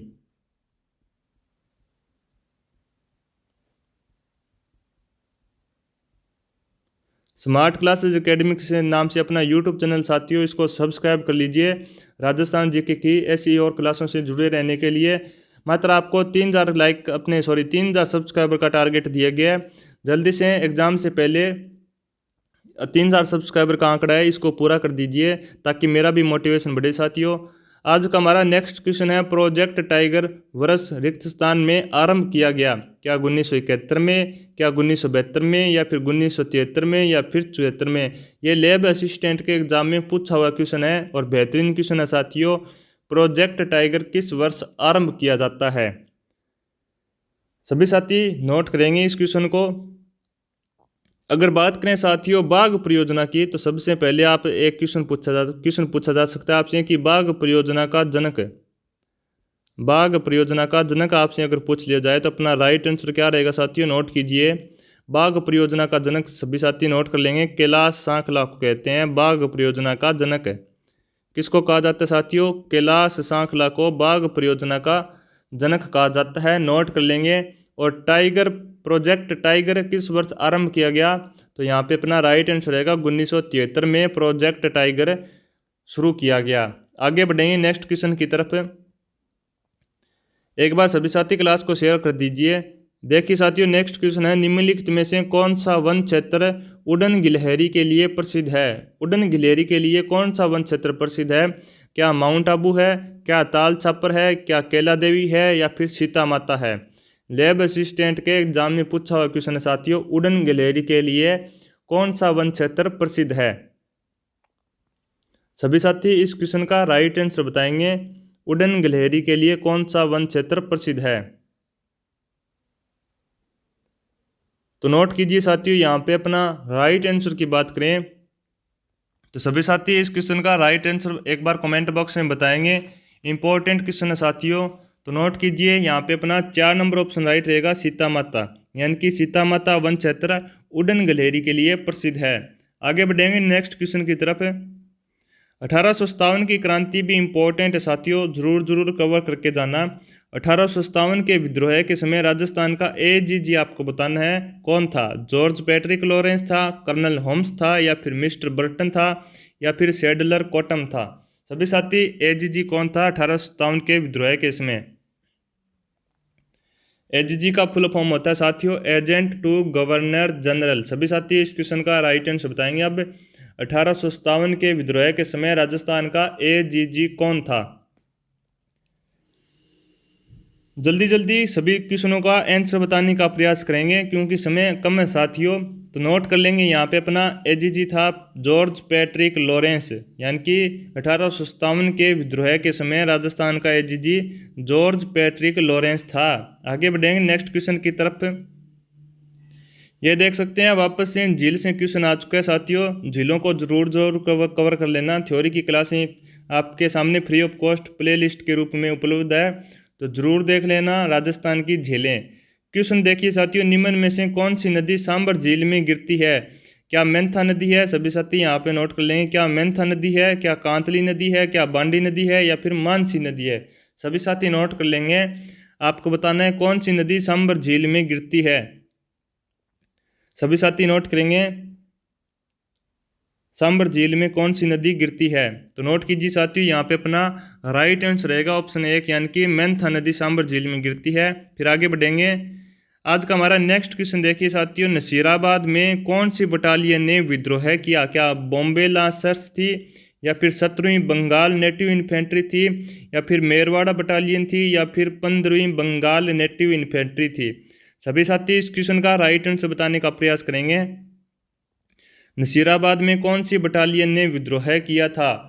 सभी साथी राइट आंसर बताएंगे। पहले क्वेश्चन को आराम से पढ़िए, जल्दबाजी नहीं करनी है किसी को, क्योंकि जल्दबाजी में अक्सर क्वेश्चन गलत हो जाता है। तो ध्यानपूर्वक पहले क्वेश्चन को पढ़ेंगे आराम से, फिर राइट आंसर बताने का प्रयास करेंगे। नसीराबाद में कौन सी बटालियन ने विद्रोह किया? सभी साथी राइट आंसर बताएंगे इस क्वेश्चन का। तब तक आप 3000 अपने सब्सक्राइबर का आंकड़ा पूरा कर दीजिए जल्दी से जल्दी। मात्र 3000 सब्सक्राइबर आपको इस YouTube चैनल पर करना है साथियों, ताकि आपको free of cost Rajasthan GK की हैंड रिटन नोट्स की PDF आपको मिलती रहे टेलीग्राम के माध्यम से। तो आज ये सब्सक्राइब कर लेंगे सभी साथी हमारे YouTube चैनल को। देखिए साथियों, नसीराबाद में कौन सी बटालियन ने विद्रोह किया? तो नोट कीजिए साथियों, यहाँ पे अपना 4 नंबर ऑप्शन राइट रहेगा। 15वीं बंगाल नेटिव इन्फेंट्री ने नसीराबाद में विद्रोह कर दिया था। आगे बढ़ेंगे। नेक्स्ट क्वेश्चन सभी साथी देखेंगे। क्वेश्चन है साथियों, माधो सिंह व गोविंद सिंह का संबंध किस किसान आंदोलन से था? क्या बिजोलिया किसान आंदोलन से संबंधित थे, क्या मेवाड़ भील आंदोलन, या फिर बेगू किसान आंदोलन, या फिर अलवर किसान आंदोलन? इंपॉर्टेंट क्वेश्चन रहता है साथियों किसान आंदोलन से। तो सभी साथी बताएंगे माधो सिंह व गोविंद सिंह का संबंध किस किसान आंदोलन से था? बिजोलिया किसान आंदोलन इंपॉर्टेंट है। लगभग 44 वर्षों तक सबसे लंबा चलने वाला किसान आंदोलन कौन सा था साथियों? बिजोलिया किसान आंदोलन था। तो बताइए साथियों, आपको माधो सिंह व गोविंद सिंह का संबंध बताना है, किस किसान आंदोलन से संबंध था इनका? तो नोट कर लेंगे, यहाँ पे अपना 4 नंबर ऑप्शन राइट रहेगा, अलवर किसान आंदोलन से इनका संबंध है। फिर आगे बढ़ेंगे नेक्स्ट क्वेश्चन की तरफ। आज का हमारा नेक्स्ट क्वेश्चन देखेंगे सभी साथी। क्वेश्चन है साथियों, राजस्थान में प्रचलित किस त्योहार में स्त्रियां एकत्रित होकर कुम्हार के घर जाकर छिद्र किए हुए एक घड़े में दीपक रखकर अपने घर गीत गाती हुई लौटती है? क्या शीतलाष्टमी है, धुलंडी है, तिल चौथ है, या फिर गुड़ला का त्योहार है? सभी साथी राइट आंसर बताएंगे। सभी साथी क्वेश्चन को पढ़िए पहले। राजस्थान में प्रचलित किस त्योहार, यानी कि आपको त्योहार का नाम बताना है जिसमें स्त्रियां एकत्रित होकर कुम्हार के घर जाती है और वहां पर छिद्र किए हुए एक घड़े में दीपक रखकर अपने घर पर गीत गाती हुई लौटती है। तो नोट कीजिए साथियों, यहाँ पे अपना राइट आंसर नोट कर लेंगे। 4 नंबर ऑप्शन अपना राइट रहेगा, गुड़ला का त्योहार। कौन सा त्योहार वह साथियों? गुड़ला का त्योहार है, जिसमें कुम्हार के घर जाकर और एक घड़े में दीपक रखकर घर गीत गाती हुई लौटती है गुड़ला त्योहार में। नोट कर लेंगे, 4 नंबर ऑप्शन अपना राइट है। उम्मीद करता हूँ सभी साथियों को क्वेश्चन समझ में आ रहे होंगे। आगे बढ़ेंगे नेक्स्ट क्वेश्चन की तरफ। आज का हमारा नेक्स्ट क्वेश्चन साथियों, किस अभिलेख को कर्नल टोड द्वारा इंग्लैंड ले जाते समय समुद्र में फेंक दिया गया? यानी कि आपको अभिलेख का नाम बताना है। जब कर्नल टोड इंग्लैंड जा रहे थे तब टोड के द्वारा एक अभिलेख को समुद्र में फेंक दिया जाता है। तो उस अभिलेख का नाम बताना है। क्या मंडोर का अभिलेख है, क्या अपराजित का शिलालेख है, या फिर मानमोरी का लेख है, या फिर कर्णसवा का लेख है? सभी साथी इस क्वेश्चन का राइट आंसर बताएंगे। इंपॉर्टेंट क्वेश्चन साथियों, कौन सा अभिलेख है जिसको कर्नल टोड के द्वारा इंग्लैंड ले जाते समय समुद्र में फेंक दिया जाता है? कहा जाता है कि कर्नल टोड नाव में जा रहे तो अधिक भार हो जाने के कारण नाव में एक अभिलेख को फेंक दिया जाता है समुद्र के अंदर। तो आपको उस अभिलेख का नाम बताना है। उम्मीद करता हूँ सभी साथी इस क्वेश्चन का राइट आंसर कमेंट बॉक्स में बता रहे हैं। तो बताइए साथियों, इस क्वेश्चन का राइट आंसर बताइए। बार बार मैं आपको याद दिला रहा हूँ, आप 3000 सब्सक्राइबर इस यूट्यूब चैनल पर कंप्लीट कर दीजिए जल्दी से जल्दी, ताकि मेरा भी मोटिवेशन बढ़े साथियों। एग्ज़ाम से पहले आपको इस टारगेट को अचीव करना है। तो नोट कीजिए साथियों, यहाँ पे अपना राइट आंसर रहेगा मानमोरी का लेख। 3 नंबर ऑप्शन अपना राइट है, नोट कर लेना। आगे बढ़ेंगे। अक्सर एग्जाम में ये वाला क्वेश्चन पूछ लिया जाता है, कर्नल टोड से संबंधित है। आगे देखेंगे नेक्स्ट क्वेश्चन की तरफ। क्वेश्चन है साथियों, बीकानेर के शासक राव राय सिंह को राजपुताने का करण किसने कहा है? कर्नल टोड ने, मुंशी देवी प्रसाद ने, बिट्ठू सुजा ने या फिर गंगानंद मैथिल ने? आपको बताना है बीकानेर के शासक राय सिंह को राजपुताने का करण किसने कहा है। मैंने अभी आपको बताया था साथियों कि अपने करण किसे कहा जाता है। तो बताइए साथियों, यहाँ पे अपना राइट आंसर बताएंगे सभी साथी। मैंने अभी क्लास के शुरुआत के अंदर आपको कलयुग का करण बताया था, तो कलयुग का करण राव लूणकरण को कहते हैं। ये आपको साथ साथ दोबारा से नोट कर लेंगे। कलयुग का करण, कलयुग का करण किसको कहा जाता है साथियों? लूणकरण को अपने कलयुग का करण कहा जाता है, राव लूणकरण। सभी साथी नोट कर लेंगे, राव लूणकरण। अब बताइए बीकानेर के शासक राय सिंह को राजपुताने का करण किसे कहा? अगर राजपुताने का करण पूछा जाए तो राय सिंह रहेगा। तो बताइए साथियों, किसके द्वारा? कर्नल टोड के द्वारा, मुंशी देवी प्रसाद के द्वारा, बिट्ठू सुजा के द्वारा या फिर गंगानंद मैथिल के द्वारा? तो नोट कीजिए साथियों, यहाँ पे अपना 2 नंबर ऑप्शन राइट रहेगा, मुंशी देवी प्रसाद के द्वारा बीकानेर के शासक राव राय सिंह को राजपुताने का करण कहा जाता है। आगे बढ़ेंगे नेक्स्ट क्वेश्चन की तरफ। इंपॉर्टेंट क्वेश्चन है साथियों, उपाधियां तो वेरी वेरी इंपॉर्टेंट है। क्वेश्चन है साथियों, अकबर ने फरजंद यानी कि फरजंद जिसे बेटा कहा जाता है कि उपाधि किसे प्रदान की? मानसिंह को प्रदान की, भारमल को प्रदान की या फिर टोडरमल को या फिर भगवान दास को? आपको बताना है अकबर जिसे बेटा मानता था, यानी फिर कह सकते हैं फरजंद की उपाधि किसे प्रदान की गई? मानसिंह को, भारमल को, टोडरमल को या फिर भगवान दास को? अकबर अपना बेटा किसे मानता था? बताइए साथियों, इंपॉर्टेंट क्वेश्चन है। अब की बार सीटी के एग्जाम में पूछे जाने की भी संभावना है, तो सभी साथी इस क्वेश्चन का राइट आंसर बताएंगे। तो नोट कीजिए साथियों, अकबर के द्वारा फरजंद की उपाधि है वो किसको दी जाती है? मानसिंह को दी जाती है। नोट कर लेना, 1 नंबर ऑप्शन अपना यहाँ पे राइट है। आगे बढ़ेंगे नेक्स्ट क्वेश्चन की तरफ। नेक्स्ट क्वेश्चन देखेंगे सभी साथी। क्वेश्चन है, निम्न में से मानव ने सर्वप्रथम किस धातु का उपयोग करना प्रारंभ किया? क्या लोहे का प्रयोग करना प्रारंभ किया या फिर तांबा का या फिर कांसा का या फिर चांदी का? हल्के क्वेश्चन भी एक बार, हल्के क्वेश्चन भी आपको सीईटी के एग्जाम में देखने को मिल सकते हैं, तो ज़रूर इस क्वेश्चन का राइट आंसर बताएंगे। इस क्वेश्चन का राइट आंसर आप तुक्का लगाकर भी बता सकते हैं। बताइए साथियों, मानव ने सर्वप्रथम किस धातु का उपयोग करना प्रारंभ किया? क्या लोहे का, क्या तांबे का, क्या कांसा का, क्या चांदी का? बताएंगे सभी साथी इस क्वेश्चन का राइट आंसर। तो नोट कर लीजिए साथियों, यहाँ पे अपना बी नंबर ऑप्शन राइट रहेगा, तांबा का, यानी कि मानव ने सर्वप्रथम तांबा धातु का उपयोग करना प्रारंभ किया। आगे बढ़ेंगे नेक्स्ट क्वेश्चन की तरफ। क्वेश्चन है साथियों, एकमात्र सभ्यता स्थल जहां उत्खनन के दौरान पत्थर के बांध प्राप्त हुए हैं वह क्या कौन सा है? कालीबंगा है, आहड़ है, ईसवाल है या फिर गणेश्वर है? आपको बताना है कौन सी सभ्यता है जहां पर आपके पत्थर के बांध आपको प्राप्त हुए हैं। अगर बात करें साथियों कालीबंगा की, तो कालीबंगा आपसे पूछ लिया जाए कि कालीबंगा कहाँ पर है, कौन से जिले में है, तो अपने हनुमानगढ़ डिस्ट्रिक्ट के अंदर कालीबंगा सभ्यता है। नोट कर लेना, इम्पॉर्टेंट है। और हनुमानगढ़ के अंदर ही बटनेर का किला है, ये भी आप नोट कर लेना, बटनेर का किला हनुमानगढ़ के अंदर है। कौन सा किला साथियों? बटनेर का किला है, इंपॉर्टेंट है। वापस क्वेश्चन पर लौटिए। एकमात्र सभ्यता स्थल जहाँ पर उत्खनन के दौरान पत्थर के बांध प्राप्त हुए हैं, कालीबंगा सभ्यता है, आहड़ सभ्यता है, ईसवाल सभ्यता है या फिर गणेश्वर सभ्यता है? तो नोट कीजिए साथियों, यहाँ पे अपना 4 नंबर ऑप्शन राइट रहेगा, गणेश्वर सभ्यता है जहाँ पर पत्थर के बांध प्राप्त हुए हैं। नोट कर लेना। आगे बढ़ेंगे, आज का हमारा नेक्स्ट क्वेश्चन देखेंगे सभी साथी।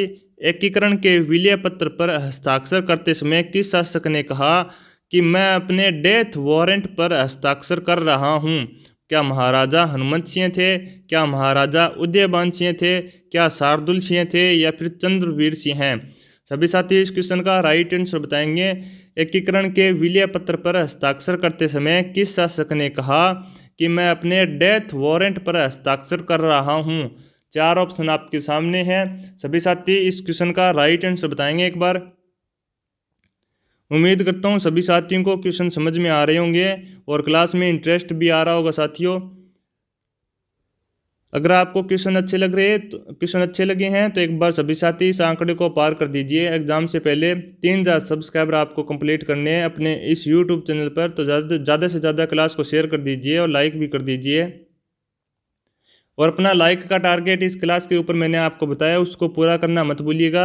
लगभग अपने 60 क्वेश्चन कवर करेंगे, तब तक अपना लाइक का टारगेट है वो कंप्लीट हो जाना चाहिए साथियों। तो नोट कीजिए साथियों, किसने कहा कि मैं अपने डेथ वारंट पर हस्ताक्षर कर रहा हूँ एकीकरण के विलय पत्र पर जब हस्ताक्षर किए। तो नोट कीजिए यहाँ पे अपना 4 नंबर ऑप्शन रहेगा, चंद्रवीर सिंह। सभी साथी नोट कर लेंगे, चंद्रवीर सिंह। फिर आगे बढ़ेंगे नेक्स्ट क्वेश्चन। आज का हमारा नेक्स्ट क्वेश्चन देखिए साथियों, सिंधु जल संधि 1960 के अनुसार भारत सिंधु नदी प्रणाली से कितने पानी का उपयोग कर सकता है? 50%।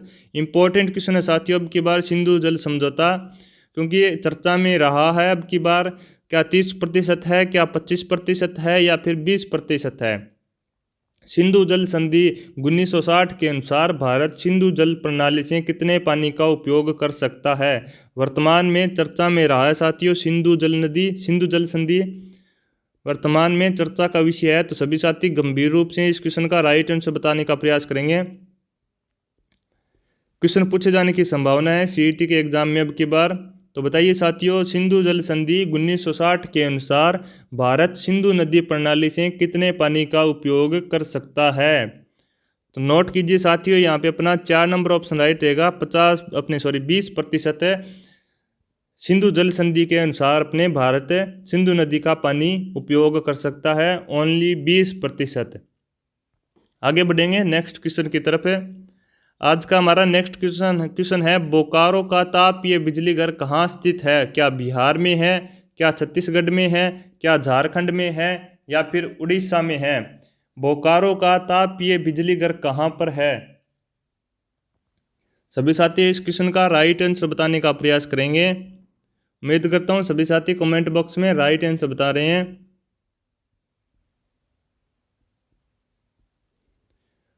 और बार बार मैं आपको बता रहा हूँ साथियों, सीईटी के मॉडल पेपर देखना मत भूलिएगा, इंपॉर्टेंट है सीईटी के मॉडल पेपर। क्लास को शेयर करना मत भूलिएगा साथियों। बताइए, बोकारो का तापीय बिजली घर कहाँ है? बिहार में, छत्तीसगढ़ में, झारखंड में, या फिर उड़ीसा में? सभी साथी नोट करेंगे। तो नोट कीजिए, 3 नंबर ऑप्शन अपना राइट रहेगा। झारखंड के अंदर बोकारो का तापीय बिजली घर है, झारखंड में। आगे बढ़ेंगे नेक्स्ट क्वेश्चन की तरफ। क्वेश्चन है साथियों, भारत की पहली रेलवे लाइन किन स्थानों के बीच कब बनी? दिल्ली आगरा के बीच 1854 में। बी नंबर ऑप्शन है मुंबई पूना के बीच 1853 में। 3 नंबर ऑप्शन है मुंबई थाने के बीच 1853 में, या फिर इनमें से कोई नहीं। भारत की पहली रेलवे लाइन किन स्थानों के बीच और कब बनी? राइट आंसर बताना है। 4 ऑप्शन आपके सामने हैं, शेयर कर दीजिएगा साथियों क्लास को। जल्दी जल्दी इस क्वेश्चन का राइट आंसर बताने का प्रयास करेंगे। क्वेश्चन है साथियों, भारत की पहली रेलवे लाइन किन स्थानों के बीच और कब बनी? इंपॉर्टेंट क्वेश्चन है साथियों।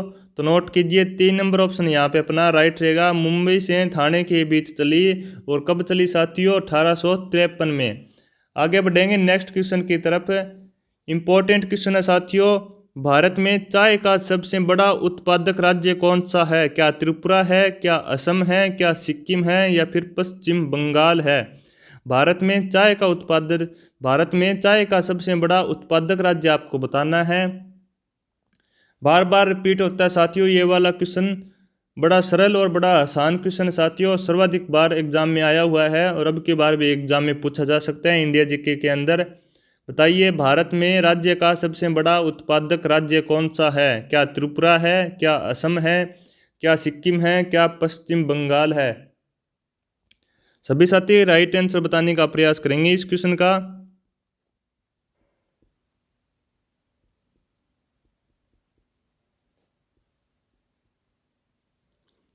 तो देखिए साथियों, अगर बात करें यहाँ पे भारत में चाय का सबसे बड़ा उत्पादक राज्य कौन सा है, तो नोट कर लेंगे 2 नंबर ऑप्शन राइट रहेगा, असम। असम के बाद बात करें चाय का उत्पादक सबसे बड़ा कौन सा है, तो अपना पश्चिम बंगाल। असम के बाद 2 नंबर पे यहाँ पे पश्चिम बंगाल में असम के बाद चाय का सबसे बड़ा उत्पादन होता है। और 1 नंबर में अपने भारत में चाय का उत्पादन सबसे बड़ा राज्य साथियों असम है, यानी कि बी नंबर ऑप्शन अपना यहाँ पे राइट होता है। आगे बढ़ेंगे नेक्स्ट क्वेश्चन की तरफ। एक बार सभी साथी क्लास को लाइक कर देंगे और इस यूट्यूब चैनल को भी सब्सक्राइब कर लेंगे ताकि आपको ऐसी ही राजस्थान जीके की क्लासें निरंतर मिलती रहे। क्वेश्चन है साथियों, फूलों की घाटी अवस्थित है जम्मू कश्मीर में, हिमाचल में, सिक्किम में या फिर उत्तराखंड में? सभी साथी इस क्वेश्चन का राइट आंसर बताने का प्रयास करेंगे। आप मुझे बताइए साथियों, क्या आपको ऐसी राजस्थान जीके की क्लासें और कहीं पर देखने को मिलती है? आपके लिए मेहनत करके साथियों राजस्थान जीके के टॉप एमसीक्यू क्वेश्चन सेलेक्ट किए गए हैं, तो एक बार सभी साथी क्लास को लाइक करना मत भूलिएगा, शेयर भी करते रहिए और भी विद्यार्थी क्लास से जुड़ सकें। और 3000 सब्सक्राइबर का आंकड़ा आपको जल्द से जल्द पूरा करना है एग्ज़ाम से पहले। तो एक बार सभी साथी क्लास को लाइक कर देंगे, शेयर कर देंगे। तो देखिए साथियों, अगर क्वेश्चन पूछा जाए आपसे कि फूलों की घाटी कहाँ पर है, क्या जम्मू कश्मीर में है, क्या हिमाचल में है, क्या सिक्किम में है, क्या फिर उत्तराखंड में है फूलों की घाटी? सभी साथी राइट आंसर नोट कर लेंगे। 4 नंबर ऑप्शन अपना राइट रहेगा, उत्तराखंड में फूलों की घाटी है, नोट कर लेना। और मात्र 3000 सब्सक्राइबर का आंकड़ा आपको दिया जाता है, सभी साथी इसको पूरा करेंगे एग्जाम से पहले, तो नोट कर लेना 3000 सब्सक्राइबर का आंकड़ा अभी आपको पूरा करना है, ये भी नोट करने की बात है साथियों। तो आगे बढ़ेंगे साथियों नेक्स्ट क्वेश्चन की तरफ। क्वेश्चन है साथियों, छोटा नागपुर का पठार, छोटा नागपुर पठार किस संसाधन में समृद्ध है? वह है क्या कुशल श्रमिक में है, क्या खनिज में है, क्या जल विद्युत उत्पादन में है, क्या उपजाऊ मृदा के अंदर छोटा नागपुर पठार आपको बताना है किस संसाधन के अंदर समृद्ध है? 4 ऑप्शन आपके सामने हैं, सभी साथी इस क्वेश्चन का राइट आंसर बताएंगे।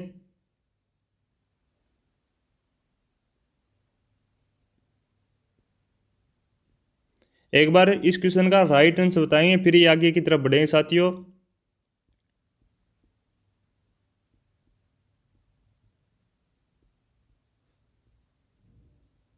उम्मीद करता हूँ सभी साथी इस क्वेश्चन का राइट आंसर बताने का प्रयास कर रहे हैं। तो देखिए नोट कर लेंगे। अगर बात करें छोटा नागपुर की, तो सबसे पहले आपको पता होना चाहिए छोटा नागपुर का पठार है कहाँ पर, तो नोट कीजिए साथियों झारखंड में। कहाँ पर है साथियों? झारखंड में छोटा नागपुर का पठार है, नोट कर लेंगे। और ये किस संसाधन में समृद्ध है, तो नोट करेंगे खनिज के अंदर, यानी कि 2 नंबर ऑप्शन यहाँ पे अपना राइट है। आगे की तरफ बढ़ेंगे। नेक्स्ट क्वेश्चन है साथियों, चावल उत्पादन में भारत का विश्व में स्थान है, पहला, दूसरा, तीसरा या फिर चौथा?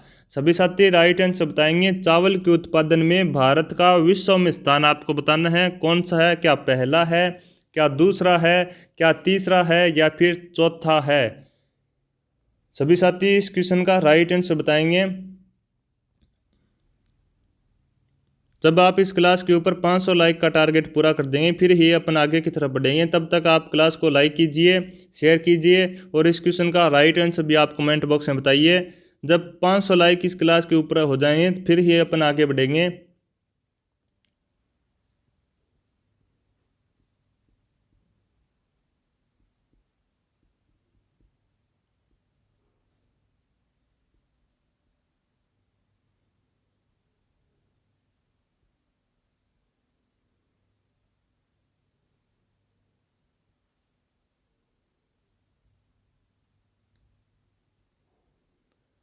आपके लिए इतनी मेहनत की जा रही साथियों, आपका इतना हक तो बनता है।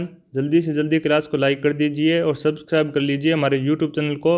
एग्ज़ाम से पहले आपको 3000 का आंकड़ा पहुंचाना है। और इस क्वेश्चन का भी राइट आंसर आप बताइए, चावल उत्पादन में भारत का विश्व में स्थान है, क्या पहला है, क्या दूसरा है या फिर तीसरा है या फिर चौथा है? उम्मीद करता हूँ सभी साथी इस क्वेश्चन का राइट आंसर कमेंट बॉक्स में बता रहे हैं। साथ साथ जल्दी जल्दी इस क्वेश्चन का राइट आंसर बताएंगे सभी साथी। तो नोट कीजिए साथियों, यहाँ पे अपना राइट आंसर रहेगा ऑप्शन बी, यानी कि चावल उत्पादन में भारत का विश्व में स्थान कौन सा है? दूसरा है। और भारत में मैंने अभी आपको बता दिया चाय का उत्पादन कहाँ पर होता है, तो भारत में चाय का उत्पादन सर्वाधिक असम के अंदर होता है, नोट कर लेंगे। आगे बढ़ेंगे। आज का हमारा नेक्स्ट क्वेश्चन साथियों इम्पोर्टेंट है। क्वेश्चन है, भारत के मैदानी क्षेत्रों में किस नदी को नारायणी के नाम से जाना जाता है? क्या चंबल नदी को, क्या गंडक नदी को, क्या कोसी नदी को या फिर महानदी को? आपको बताना है किस नदी को नारायणी के नाम से जाना जाता है। सभी साथी इस क्वेश्चन का राइट आंसर बताएंगे। अगर बात करें साथियों यहाँ पर कोसी नदी की बात करें तो नोट कीजिए, कोसी के बारे में अक्सर क्वेश्चन पूछ लिया जाए कि बिहार का शोक किस नदी को कहा जाता है। बिहार का शोक किस नदी को कहा जाता है, तो अपना राइट आंसर रहेगा कोसी नदी को बिहार का शोक कहा जाता है। नोट कर लेना, कोसी नदी अपना यहाँ पे राइट रहेगा। बिहार का शोक किस नदी को कहा जाता है साथियों, कोसी नदी को कहा जाता है। नोट कर लेंगे सभी साथी। अब बताइए साथियों इस क्वेश्चन का राइट आंसर, भारत के मैदानी क्षेत्र में किस नदी को नारायणी के नाम से जाना जाता है। क्या चंबल नदी को, क्या गंडक नदी को, क्या कोसी नदी को, या फिर महानदी को। उम्मीद करता हूँ सभी साथी इस क्वेश्चन का राइट आंसर बताए हैं। तो नोट कीजिए साथियों यहाँ पे 2 नंबर ऑप्शन अपना राइट रहेगा। आगे बढ़ेंगे नेक्स्ट क्वेश्चन की तरफ। इंपॉर्टेंट क्वेश्चन साथियों, कृत्रिम मधुमक्खी पालन क्या कहलाता है। मधुमक्खी पालन आपको बताना है क्या कहलाता है। क्या सिल्वीकल्चर कहलाता है, क्या सेरीकल्चर कहलाता है, क्या लॉकीकल्चर कहलाता है, या फिर एपीकल्चर कहलाता है। बार बार रिपीट होता है साथियों ये वाला क्वेश्चन कि मधुमक्खी पालन क्या कहलाता है। और अब की बार भी साइंस के अंदर आपसे क्वेश्चन पूछा जा सकता है कि मधुमक्खी पालन क्या कहलाता है। 4 ऑप्शन आपके सामने है। सभी साथी एक बार इस क्वेश्चन का राइट आंसर बताएंगे, फिर आगे की तरफ बढ़ेंगे। तुक्का लगाकर भी आप इस क्वेश्चन का राइट आंसर बता सकते हैं, क्योंकि बार बार एग्जाम में ऑलरेडी एग्जामों में क्वेश्चनों में अपने कृत्रिम मधुमक्खी पालन क्या कहलाता है आ चुका है, और अब की बार भी आने की संभावना है। तो बताइए साथियों इस क्वेश्चन का राइट आंसर बताएंगे सभी साथी, कृत्रिम मधुमक्खी पालन क्या कहलाता है।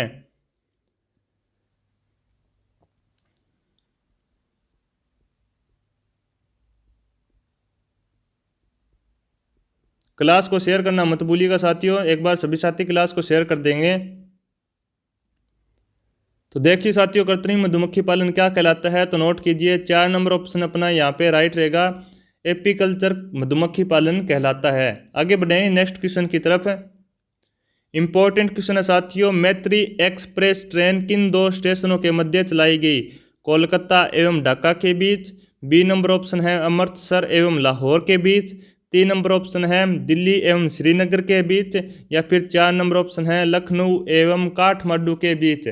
मैत्री एक्सप्रेस ट्रेन किन 2 स्टेशनों के मध्य चलाई गई।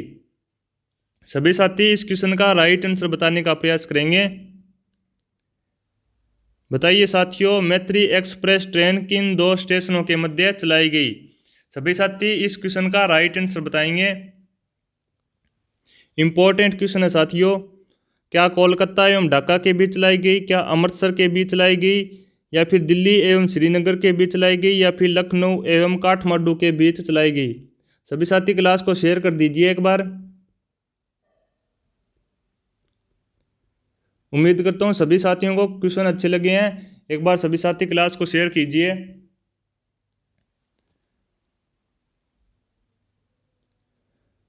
तो नोट कीजिए साथियों मैत्री एक्सप्रेस ट्रेन किन 2 स्टेशनों के मध्य चलाई गई। तो नोट कीजिए 1 नंबर ऑप्शन अपना यहाँ पे राइट रहेगा, कोलकाता एवं ढाका के बीच मैत्री एक्सप्रेस ट्रेन चलाई जाती है। तो आज के लिए अपनी यहाँ पे क्लास समाप्त होती है साथियों। नेक्स्ट मिलते हैं अगली क्लास में, तब तक के लिए धन्यवाद। और आप ऐसे ही घर पर बैठे हुए online GK, Rajasthan GK smart classes academy के ऑफिशियल यूट्यूब चैनल से पढ़ते रहिए। और सीईटी का पेपर देने जा रहे सभी दोस्तों को ऑल द बेस्ट। धन्यवाद।